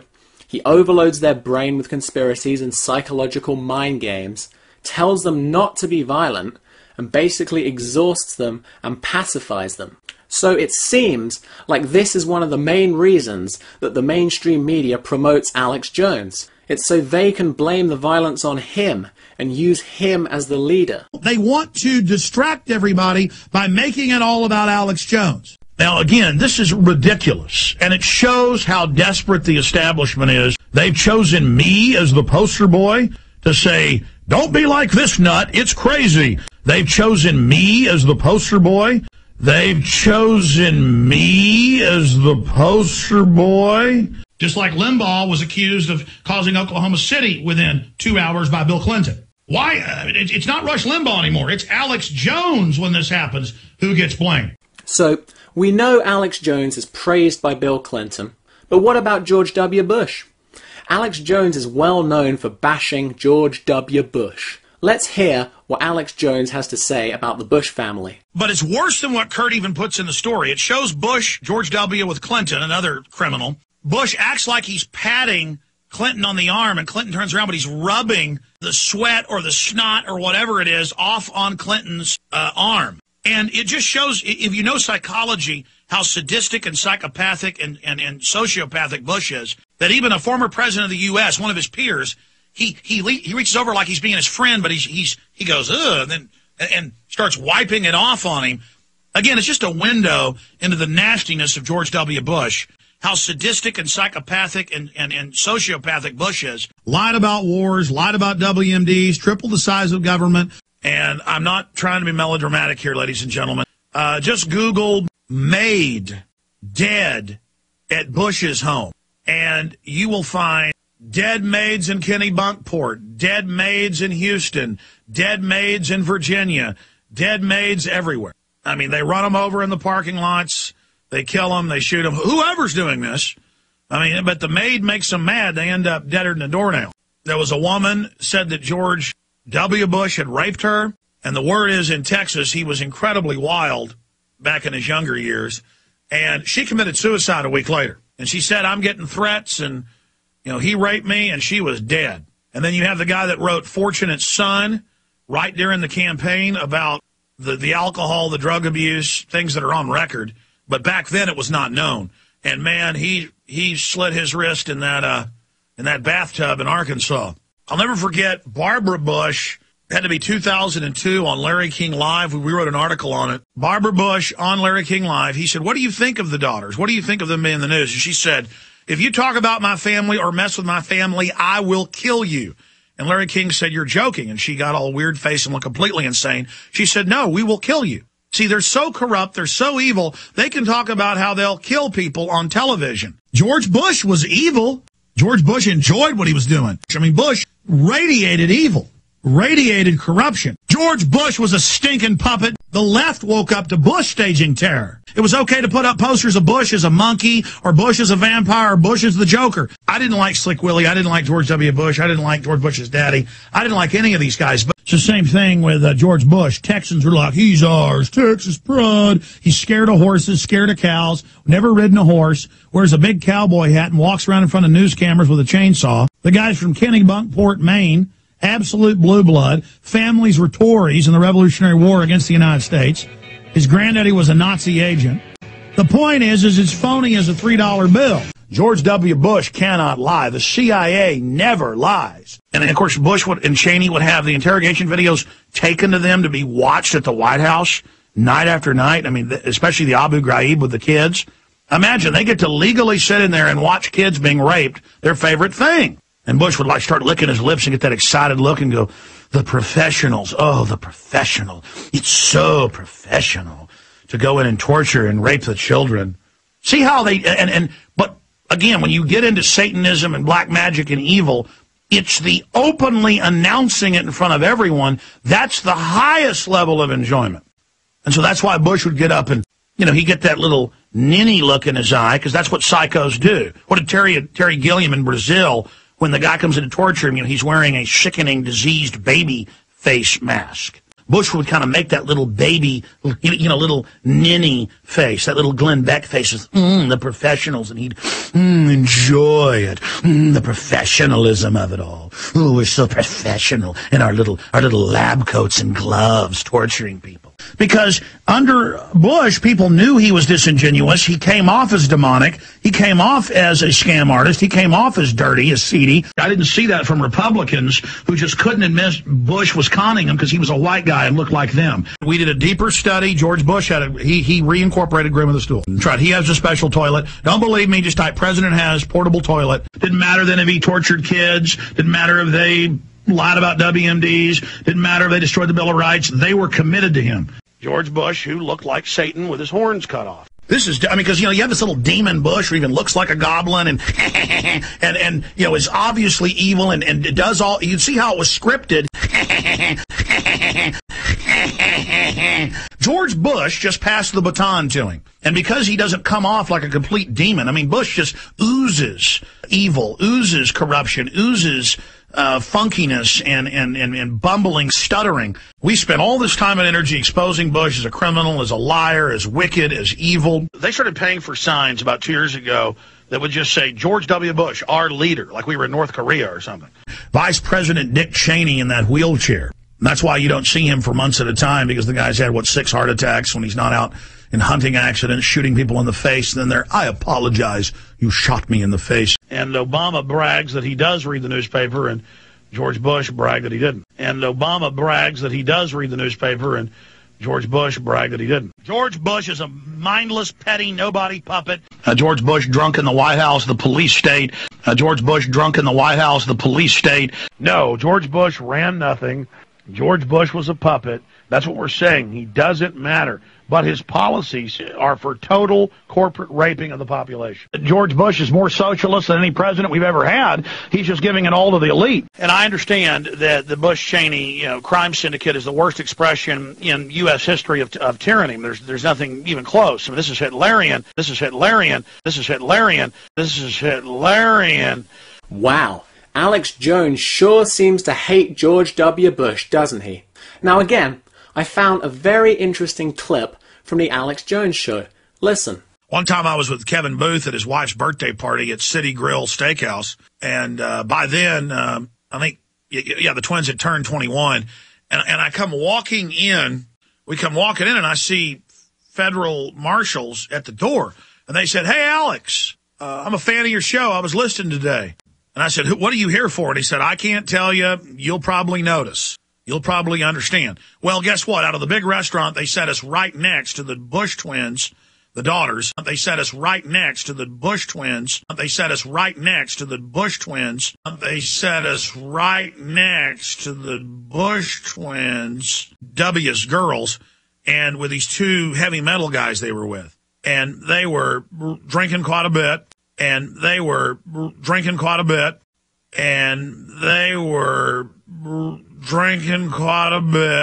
Kevin Booth goes, I'm going to my car to get my video camera. And I grabbed him by the arm. I said, don't do it. And he kept getting up to go do it. And I said, Kevin, these people just launched anthrax attacks on American media because they took photos of them drunk in Austin. And they attack all of George Bush's enemies, including the publisher that showed his daughters falling down drunk on each other. That's why people tried to come to me in Austin with all these horrid stories of the Bush daughters, and I'm like, I don't want to hear it. That's the one way I'd have a hit team come in here and kill me deader than a hammer. It's all personal with these global mafias. They almost enjoy me getting up here and telling you how you're slaves, now they're going to kill you. But don't mess with their little cockroach children, I'll tell you that right now. One time I was in a bar where they were falling down drunk. I was at a restaurant. They were falling down drunk. I was at a restaurant. They were falling down drunk. I was at a restaurant. They were falling down drunk. And Kevin Booth's like, let's get a camera out of the car. And I said, buddy, you want to sign your death warrant? He says, I'm getting it. And I grabbed him by the arm and I said, no, you don't, buddy. And not because I'm scared of dying, but I'm going to die for something like exposing the New World Order. I'm not going to go up to the mobsters and punch them right in the nose. But don't mess with their little cockroach children. I'll tell you that right now. But don't mess with their little cockroach children. I'll tell you that right now. But don't mess with their little cockroach children. I'll tell you that right now. So, George W. Bush is Psycho Hitler, and Alex Jones is getting drunk with his 2 cockroach daughters. Isn't this fun? So that's 2 US presidents we can connect Alex Jones to. What about Jimmy Carter? How you doing, Mr. President? If I ask you a real quick question? A real quick question, if you don't mind? I was just wondering if you'd support the victims' family members that want an investigation into 9/11, considering now we're... Another investigation? Yeah, into 9/11. Would you support it? Your books are down there. Sir? Yeah, I don't have anything to do with it, but I certainly would do it. That'd be nice, folks. Thank you. Thank you, Mr. President. We know Jimmy Carter spoke out in favor of a new 9/11 investigation. Now, what does Alex Jones have to say about President Jimmy Carter? Let's listen. Then they brought in Jimmy Carter, who literally was very, very ignorant about foreign affairs and a lot of other issues, and I believe overall meant well. By the way, Jimmy Carter came out and said that 9/11 should be investigated as a cover-up, and that we don't know exactly what the truth is that happened with that. So that's good for Jimmy Carter. And my other question was, I was curious, I've never heard you talk about Jimmy Carter and the Carter administration, because Jimmy, it seems to me anyway, that he tried to install a lot of policies like Ron Paul, but failed to do so. No, he actually set up FEMA and did a lot of bad, because I know people that were in the Carter administration high level. He was a decent... Excuse me. Because I know people that were in the Carter administration high level. Because I know people that were in the Carter administration high level. Because I know people that were in the Carter administration high level. I've had a really bad allergies with this cedar pollen. Makes me cough a lot. Jimmy Carter was a front man. Jimmy Carter didn't know what was going on. Jimmy Carter was controlled by Zbigniew Brzezinski, who funded Pol Pot to kill 2 to 3 million people, and he brags about it in Cambodia. Jimmy Carter brought in a whole lot of bad stuff, and was basically just used as a front man by the New World Order. And was basically just used as a front man by the New World Order. And was basically just used as a front man by the New World Order. Because I know people that were in the Carter administration high level. So, Alex Jones knows people high level in the Carter administration. And Jimmy Carter has called for a new 9/11 investigation. Isn't this interesting? So that's President number 3 we can connect Alex Jones to. Now, what about Congressman Lloyd Doggett? This is Alex Jones confronting Lloyd Doggett. Patty, and I don't appreciate well, I don't appreciate your attitude, sir. You had the first time. You're welcome to come out and ask your questions, but all these other people have rights too. I don't appreciate you abusing American citizens. You're abusing American. Don't you hit me? He only tried to hit me. Don't you abuse American citizens. You're a CFR trash. You're selling this country out. We're going to stand against you. You remember that, buddy. We stand against you for the Constitution of the United States of America. Goodbye. Yeah, you got it. No, we're out here. Let's go. Where's the diamond? He tried to. You are a worm. Here it is. He was pushing me right there. Then he acts like he was shaking that guy's hand. Unbelievable. Here's the rest of the annex. Then we'll go back over just a few more of his disgusting comments. You never answered about Clinton and the missile technology, sir. You never answered about Clinton and the missile technology. Please don't interrupt this gentleman. He's entitled Answer to... about the missiles. Answer the question. Come on, let's go. Yeah, I'm not the threat. President Clinton is. I'm leaving, lady. I'm going on the radio for 4 hours tonight, every night. I'm out of here. You're in a controlled society. The information you're receiving is controlled.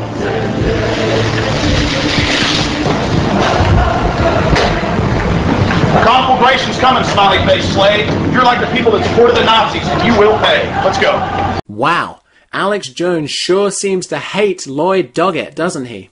Once again, though, I found something quite interesting from the Alex Jones show. Lloyd Doggett meeting of Obamacare in South Austin Saturday. A huge crowd of Democrats booed him and completely shut him down. I went to school with his nephew. Doggett's a real piece of work. One time in high school, he even went over to Doggett's house because I was getting a ride home from school from his nephew, and he had to drop by there and bring something, and Doggett was walking around like a vampire in the front yard. Anyways, I'm so sick of him. One time in high school, he even went over to Doggett's house because I'm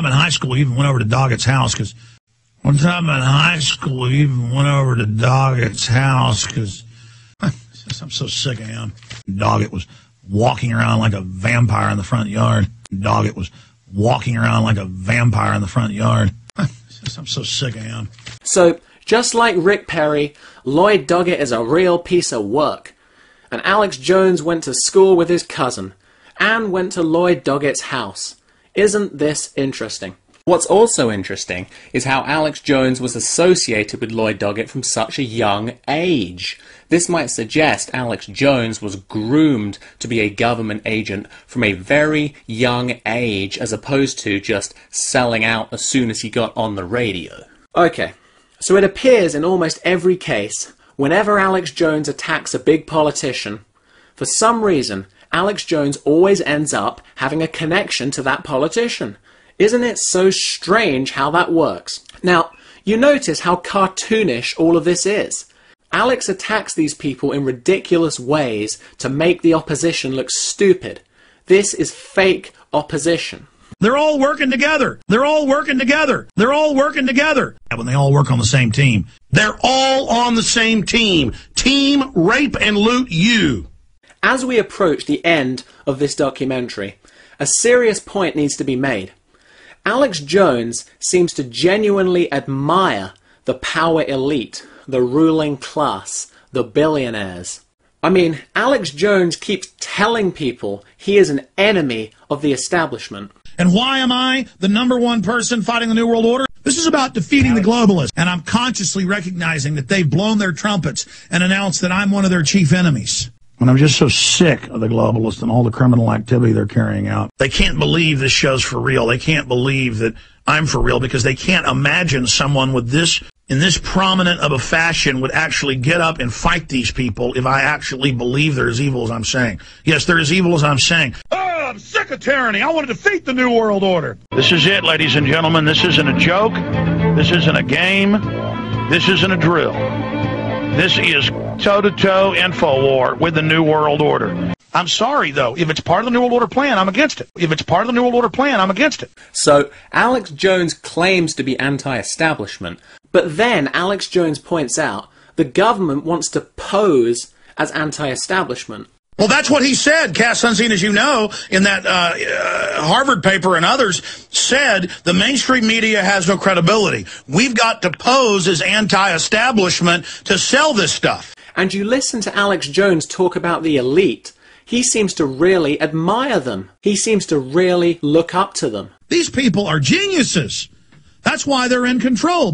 But see, the genius of the elite is as long as we're unconscious and always distracted by the latest flashy colors thrown up on our face by the peacock that's the New World Order. Oh, don't think the elite themselves are really preening and into all of that. That's why they all look like hell, the real elite, because they don't care what they look like.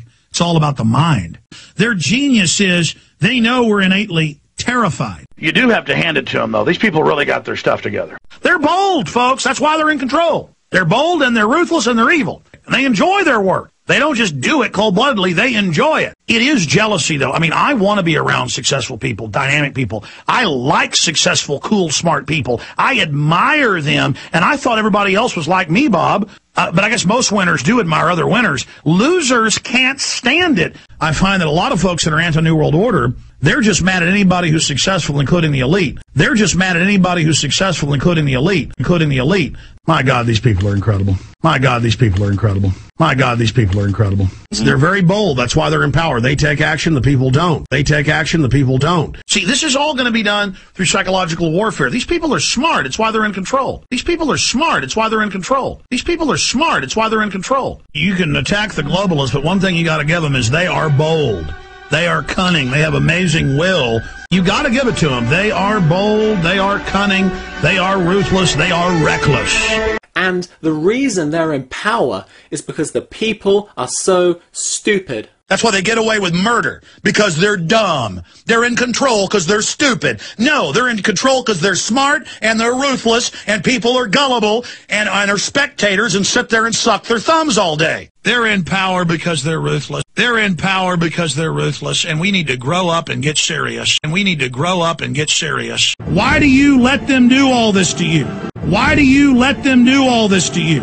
I mean, do you as the public like them laughing at you thinking you're stupid? Do you like being conned? Do you like being suckered along with all of this? We're like a broke back, toothless hooker with cigarette burns all over us with the pimp slapping us around, and that's all we know. Just stop being such schmucks, folks. Just stop being such schmucks, folks. Just stop being such schmucks, folks. We're known as the schmucks that'll take anything. I mean, you guys are complete and total Jim Jones, Kool-Aid drinking fool. You love to be suckered. And then I remember watching Real Class Reports and then watching Miss South Carolina, and I realized that Beavis and Butthead's report, which was meant to be an example of low-grade moron idiots, they were more eloquent and intelligent than the average person. And they know the average brainwashed person tuning in can't even understand what I'm saying. Of course it's all true. They see, that's why I was laughing earlier, was to show you how they're laughing at you.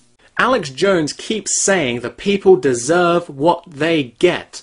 So it's also blowing their trumpet saying, look, we'll tell the world we're going to kill you. And look at these slaves. They won't even listen to you. I've had elitists tell me that. They go, Alex, you notice you lay all this out and the slaves don't care. They want to be slaves. They want to be slaves. They want to be slaves. And the public is loving it again. Oh, con us again.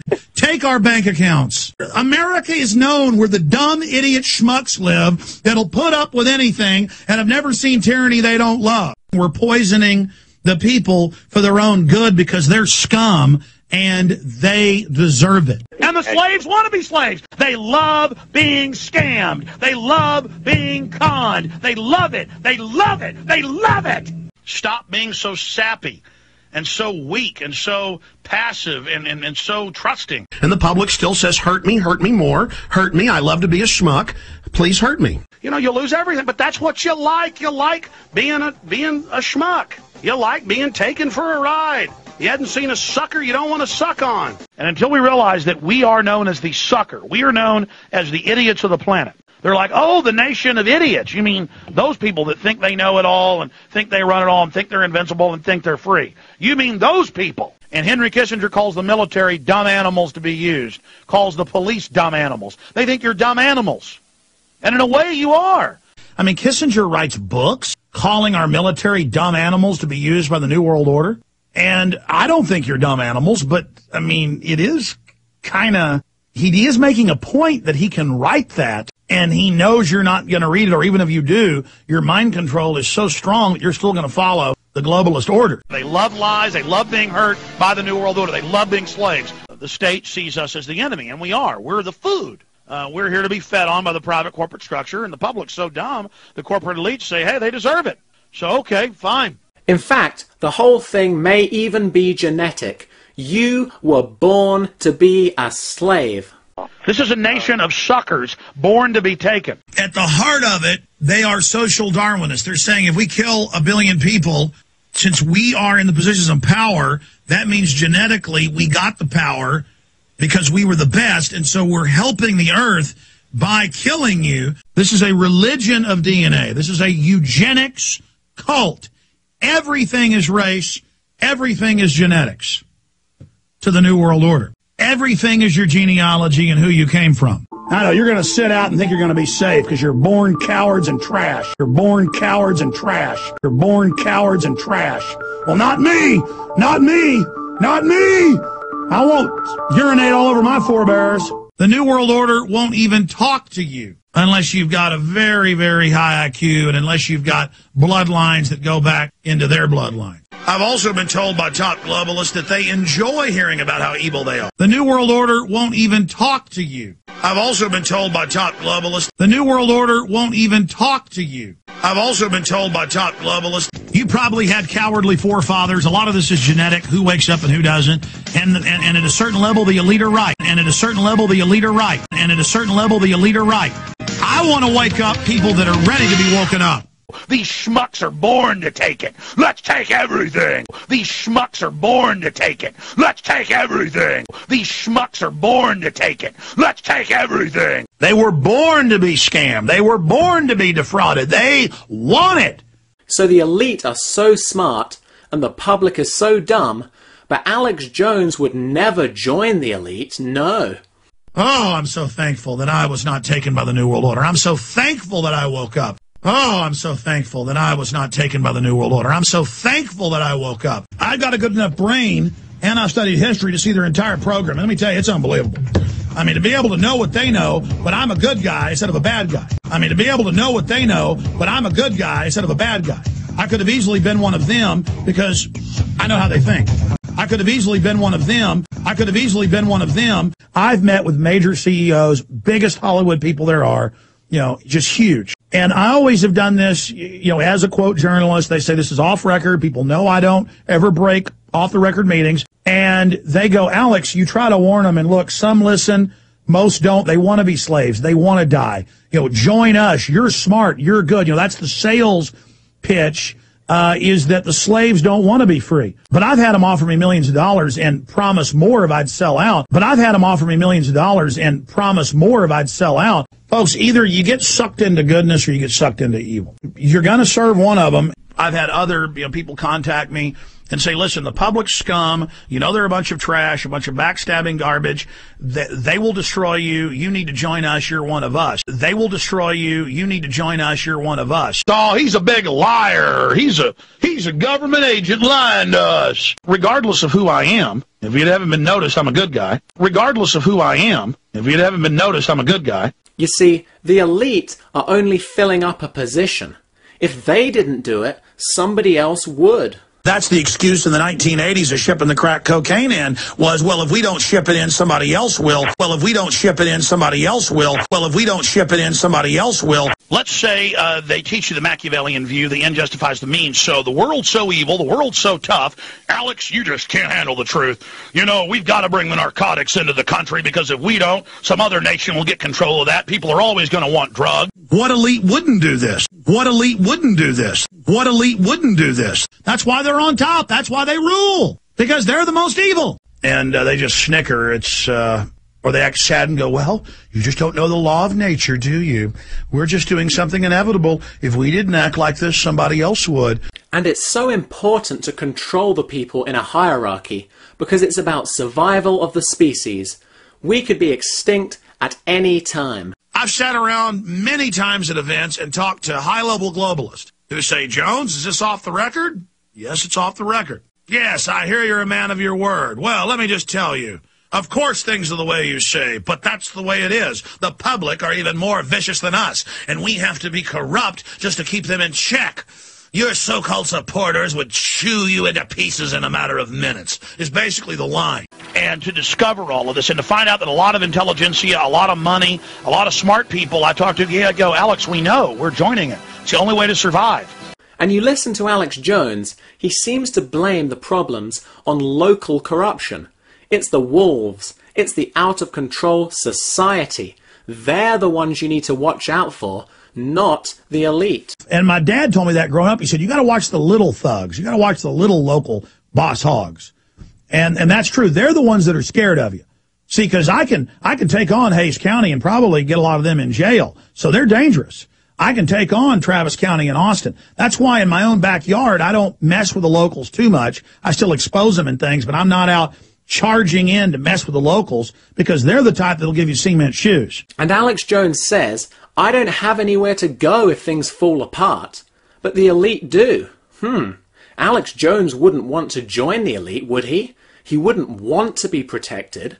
All of the elites in the last 4 years, they've all left.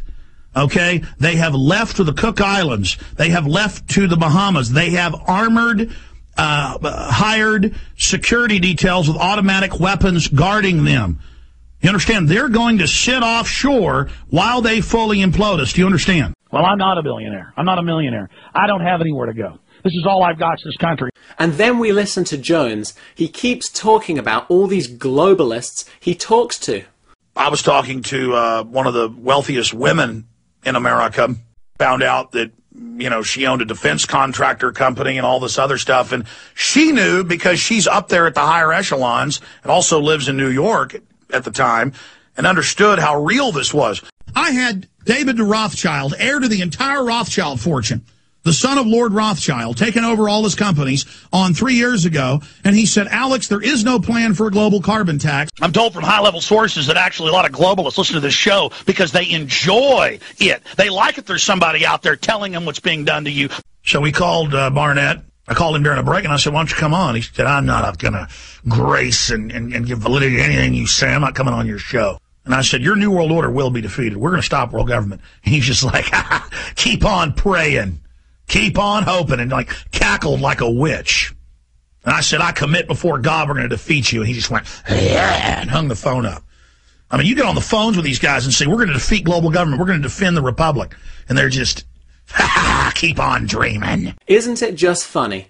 Alex Jones keeps bumping into all these globalists. The point is that you do run in these circles, and every time I am around someone of your caliber, it is the same thing. Whether it's at a cocktail party or at the State House or anywhere, it's the same story. They come over and they say, Alex, There are too many people, whether you like it or not. They're a bunch of lazy slobs. There's a disdain for the public. And by the way, I know quite a few billionaires. And by the way, I know quite a few billionaires. And by the way, I know quite a few billionaires. Because I know a lot of big money. And I know people that know a lot of big money. I mean, billionaires. So I said, why are you coming on here? Well, I mean, you know who I am. You know I'm against you. He said, well, we just want to try to convince you that we're just normal people and that our plan for globalization is what's needed. And we're interested in understanding you, Mr. Jones. We've already had number 3 in the Blair government, Michael Meacher. I flew to London to interview him 3 years ago. It's in Terror Storm. Say it's an inside job. Number 3 in the Blair government, Michael Meacher. I say it's an inside job. And the globalists are protecting Alex Jones. I don't have any delusions of grandeur. I know they could smash me flatter than a pancake, do a bloody mess. I'll tell you about the Delta Force, the federal government's hit squads who murder whoever they want, whenever they want. Let me explain. They don't need to go out and hire hit teams. They have hit teams in every city, okay? Government gives the order, you die. They'll kill anybody they want, whenever they want. And this country still has a lot of freedom. It still has a lot of good people in government. There's a reason I'm still on the air. There's a reason I haven't been killed. There's a reason. God's protecting me, but also there are a lot of good people in the system, and they're finally waking up like the population. They're just like everybody else. It still has a lot of good people in government. They're just like everybody else. It still has a lot of good people in government. They're just like everybody else. We have a lot of friends in government and in companies and corporations, the military, the police.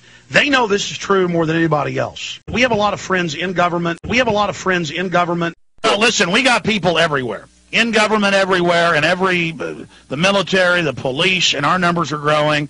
Our people are growing exponentially. They're everywhere. And the globalists trust Alex Jones. Alex Jones has gained their trust. They can share secrets with Alex Jones. They're so cozy together. The only reason I'm still alive is because I don't go out a lot and do a lot, and because I'm a somewhat moral person. According to New World Order standards, extremely moral, monk-like, in that I am dedicated. I am clean. Because the establishment taps my phones, and they've assessed me, and they've got my psychological profile, and they know I'm a good person. And I'm for real. And they know I don't cheat people, and I don't lie about people, and I don't do dirty tricks, and I don't hurt people. And they've assessed me, and they know I'm a good person. And they've assessed me, and they know I'm a good person. And you, the idiot general public, you are never going to get Alex Jones's sources. Only the chosen people can talk with the globalists. I hold back quite a bit of information because I don't think the public's ready for it. You don't want to know what I really think about things, folks. You don't want to know what I really think about things, folks. And I now have top globalists, and I am a reporter. That's one of the hats I wear. So when a globalist calls me up and says, I want to talk to you off record, they only call me because it's off record. Some people go, well, you need to say who they are. Those are little tricks they use. Oh, tell us who your sources are. Yeah, I'm going to tell you who my sources are. They'd have to put me on the rack. They'd have to torture me to find out who my sources are. I'll never give up my sources because I'm an honorable person, A, and B, I would lose my sources. But now I've got high-level globalists calling me up. I can't believe Thursday a high-level globalist wants to come here and meet with me. It's not just confidence. It's the confidence of knowing you're right, knowing you're on the right side of history. I've got high-level globalists calling me up, knowing you're on the right side of history. I'll never give up my sources, and they know I'm a good person. You don't want to know what I really think about things, folks. I've got high-level globalists calling me up, knowing you're on the right side of history. I'll never give up my sources, and they know I'm a good person. You don't want to know what I really think about things, folks. But it's not because Alex Jones is an arrogant snob. It's because he's doing his duty as a leader for the species. He is selflessly protecting you for your own good. He has the strength and he has the willpower. Our society is sick, but he is good. He is moral. He is your guardian. It's so heroic. I really care about what I'm doing. And so I get the stardom you so crave. And you don't get it because you're not in this for the right reasons. And I just love humanity. I just like good guys, creative people. I love honorable people. I hate scum. I hate traitors. I hate bullies. Yeah, there's always thugs and crooks that try to take control of society. And so if good people aren't involved defending their liberties, you will have them stolen. It's easy to be evil, fools. It's hard to be good. It's hard to be good. With people who think you're a baby and you're the child and the state has to lie to you for your own good. Now listen. When the state has to lie to you for your own good. Now listen. The truth is, I've hung out with people you wouldn't believe. The truth is, I've seen things you wouldn't believe. The truth is, because I took action against the New World Order, and most people were too timid to do it, it's taken me to very high mountains. I've been taken up to the mountain and offered great power by the system. But because I was offered the great power, I realized it was crap. It meant nothing. It means nothing.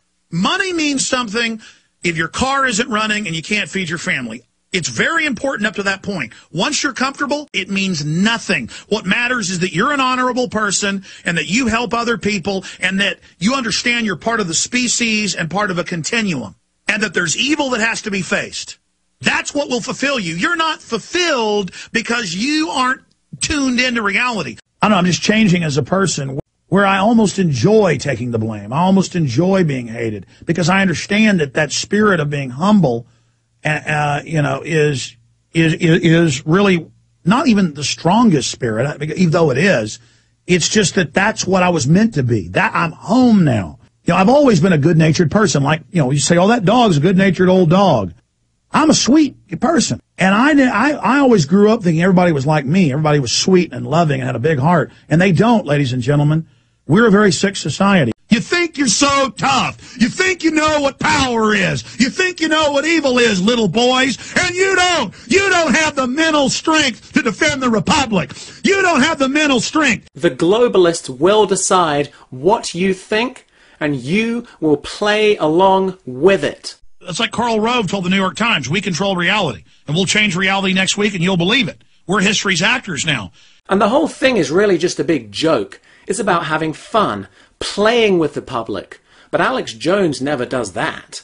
I've actually found that a lot of people who find out about how humans operate, that find out psychological tricks, who get trained by government and industry and PR and propaganda, it is my experience that a lot of people, when they find this out, get a sense of satisfaction, and they laugh about it, and they enjoy it, and they write books about it, and they celebrate feeding on people and dumbing people down and using their ignorance to control them, Princess Diana told everybody that Prince Charles told her face-to-face, I'm going to kill you in a fake auto accident. Using their ignorance to control them. This tells us a lot about the globalists. They're very intelligent, but they're also psychopathic. I've got high-level globalists calling me up. They're very bored. This is, what all these aristocrats having too much time on their hands turns into. I've got high-level globalists calling me up, and this is what they giggle and snicker about in their little secret meetings. I've got high-level globalists calling me up, and they think their revelation of the method is funny. And once you join the elite, you are above the law. And as they burn the local boss hog police, but they never burn the big boys. Government officials live in these lavish homes right off the beach or in the gorgeous, it's the most beautiful place in the world. Then the public, because it was supposedly a parkland, are supposed to be able to hike in there.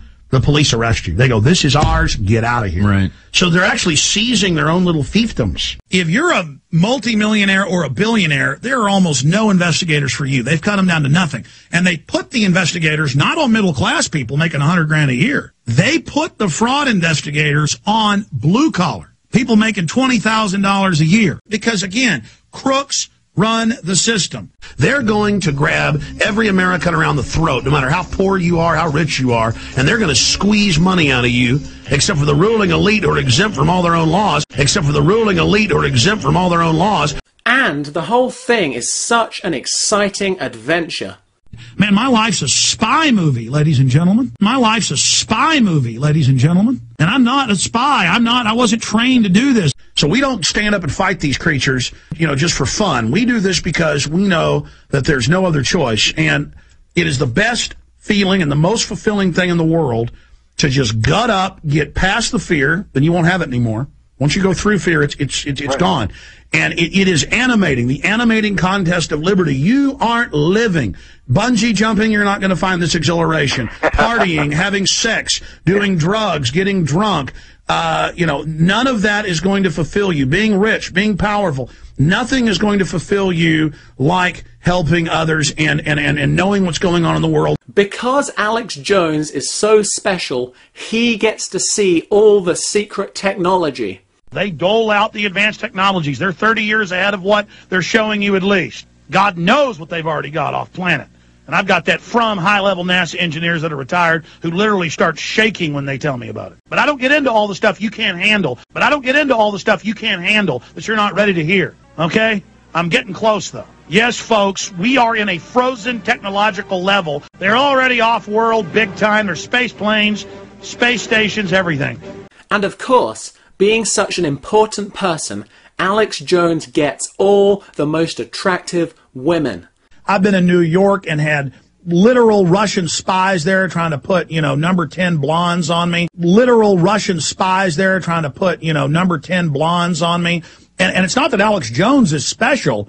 It's that there are really spies and intelligence people going all over the place, operating all the time, and the general public just doesn't know this. They don't understand this. So you're hanging out with the Crown Prince, and you're telling me you were in a capillary sub-meeting of Bilderberg, because I know they have those, well, I know you're not supposed to say. You're just letting me know you were in the area. All I can say, I was in the area, and many of the people that were there and our members are, in fact, people that I converse with on a regular basis. Now, I noticed that big palace with 3 hotels they shut down was right off the bay with all the yachts. Yeah. So I guess you were back and forth. The yachts are great.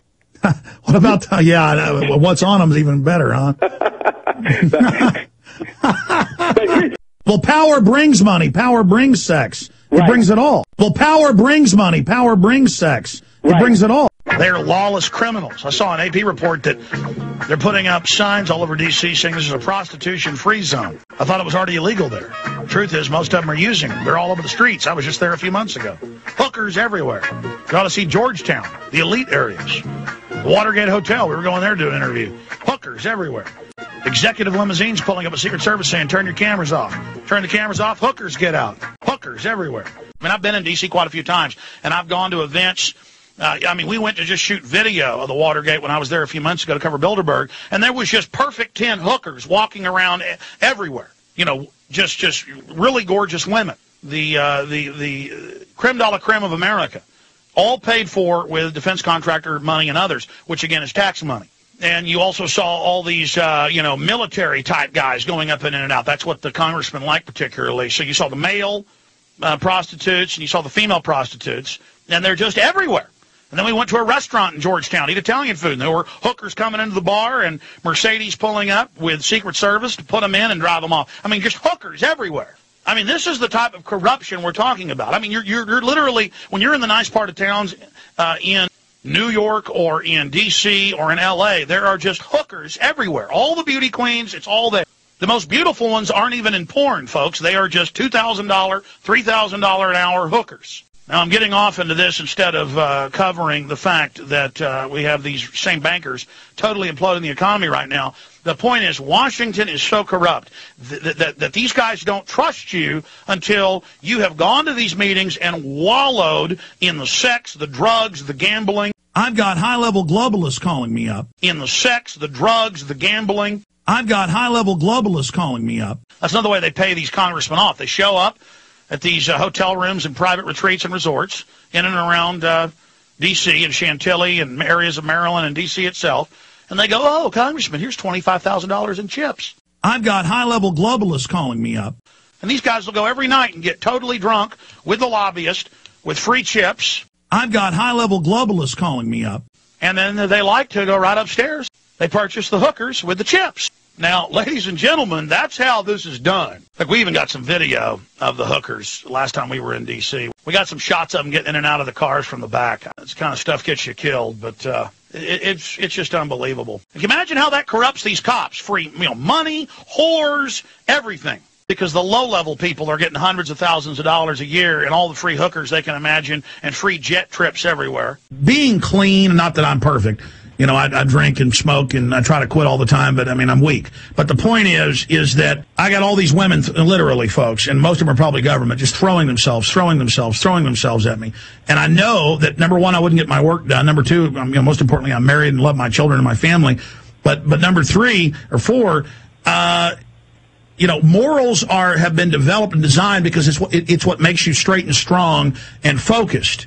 But the general public is all animalistic down. I mean, I'm more into the stars and space and the mysteries of the universe and working with and helping others. I get a bigger thrill out of that. And so you can't buy me off. You can't buy me off with sex, money, power. You can't threaten me to back off, because who I am and being good and being a good sentient creature is more important to me than all the treasure in the world, which is all a bunch of crap. I got all these women, literally, folks, and most of them are probably government, just throwing themselves at me.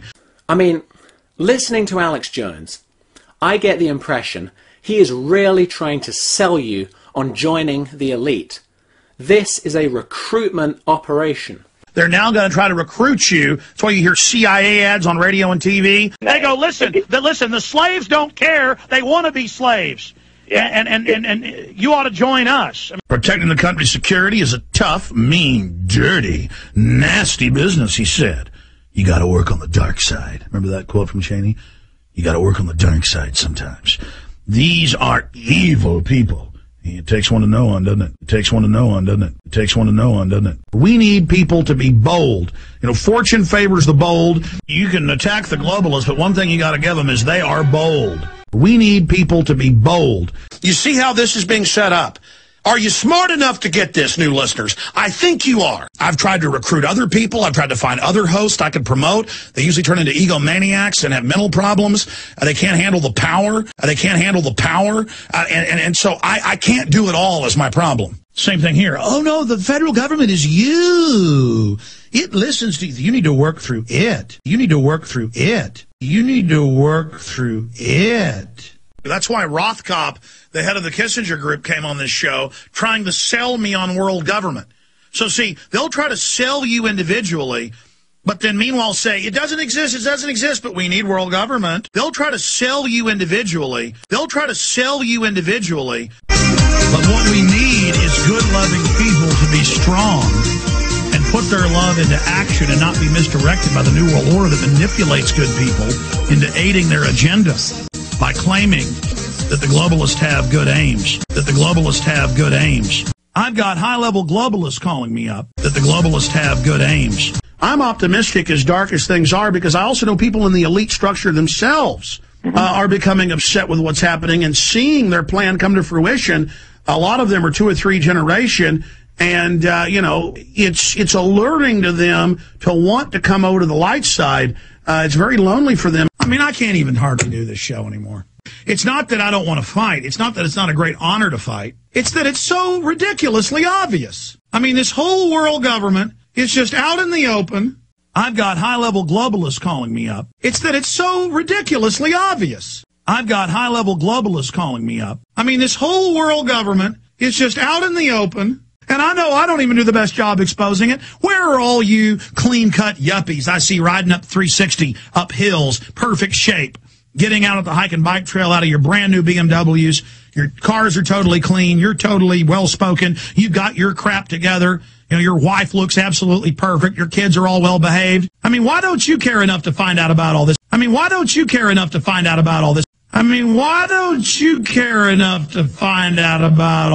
It's just too many people are sitting by and counting on those of us in the front lines to keep carrying this on. They don't realize we need them to join us in the front lines.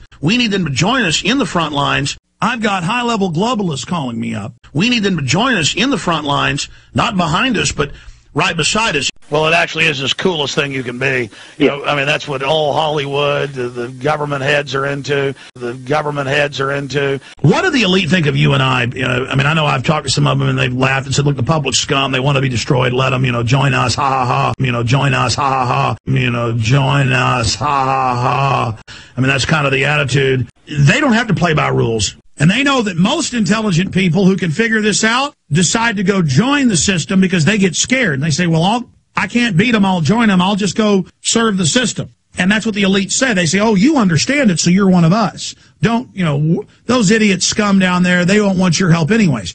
And in many respects, that's true. Most intelligent people who can figure this out decide to go join the system. I can't beat them, I'll join them, I'll just go serve the system. They say, oh, you understand it, so you're one of us. And in many respects, that's true. And in many respects, that's true.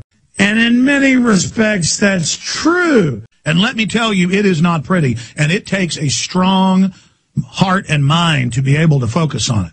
Because when you stare into the enemy operation, you see the design of not just their control grid, but of the entity, of the intelligence, of the group collective of sociopaths and psychopaths and hyper-competitive control freaks that run this system. And when you look into their system, you notice they're looking right back at you. And they're saying, why don't you join us? They say, why don't you join us? And they say, because you are flawed and emotional and sentimental, and you have a persecution complex. And you think dying for these people is going to help you. The only way you carry your genetics forward is to join with us. You must join with us or you will be destroyed. Ladies and gentlemen, in conclusion, listening to Alex Jones, you almost get the impression he's trying to recruit people into the elite. He talks about all his sources, how the elite trusts him, how he's a man of honor. Listen to how Alex glamorizes his life. He gets smoking hot women jumping on him. He gets money. He gets fame. He gets respect. He knows the smartest people, and he's doing it all to protect the species, to have honor. He recognizes his God-given role to be a leader and to get all the power and status that comes with it. If I were to make a bet, I would say Alex Jones has 3 agendas. The first is to micromanage the libertarian movement and to make sure they get behind fake conservatives. The second agenda is to make sure they don't carry out violence. The third agenda is to find people who can understand how this all works and recruit them into the establishment. Ladies and gentlemen, thank you for watching this documentary. I hope you found it informative. Bye-bye.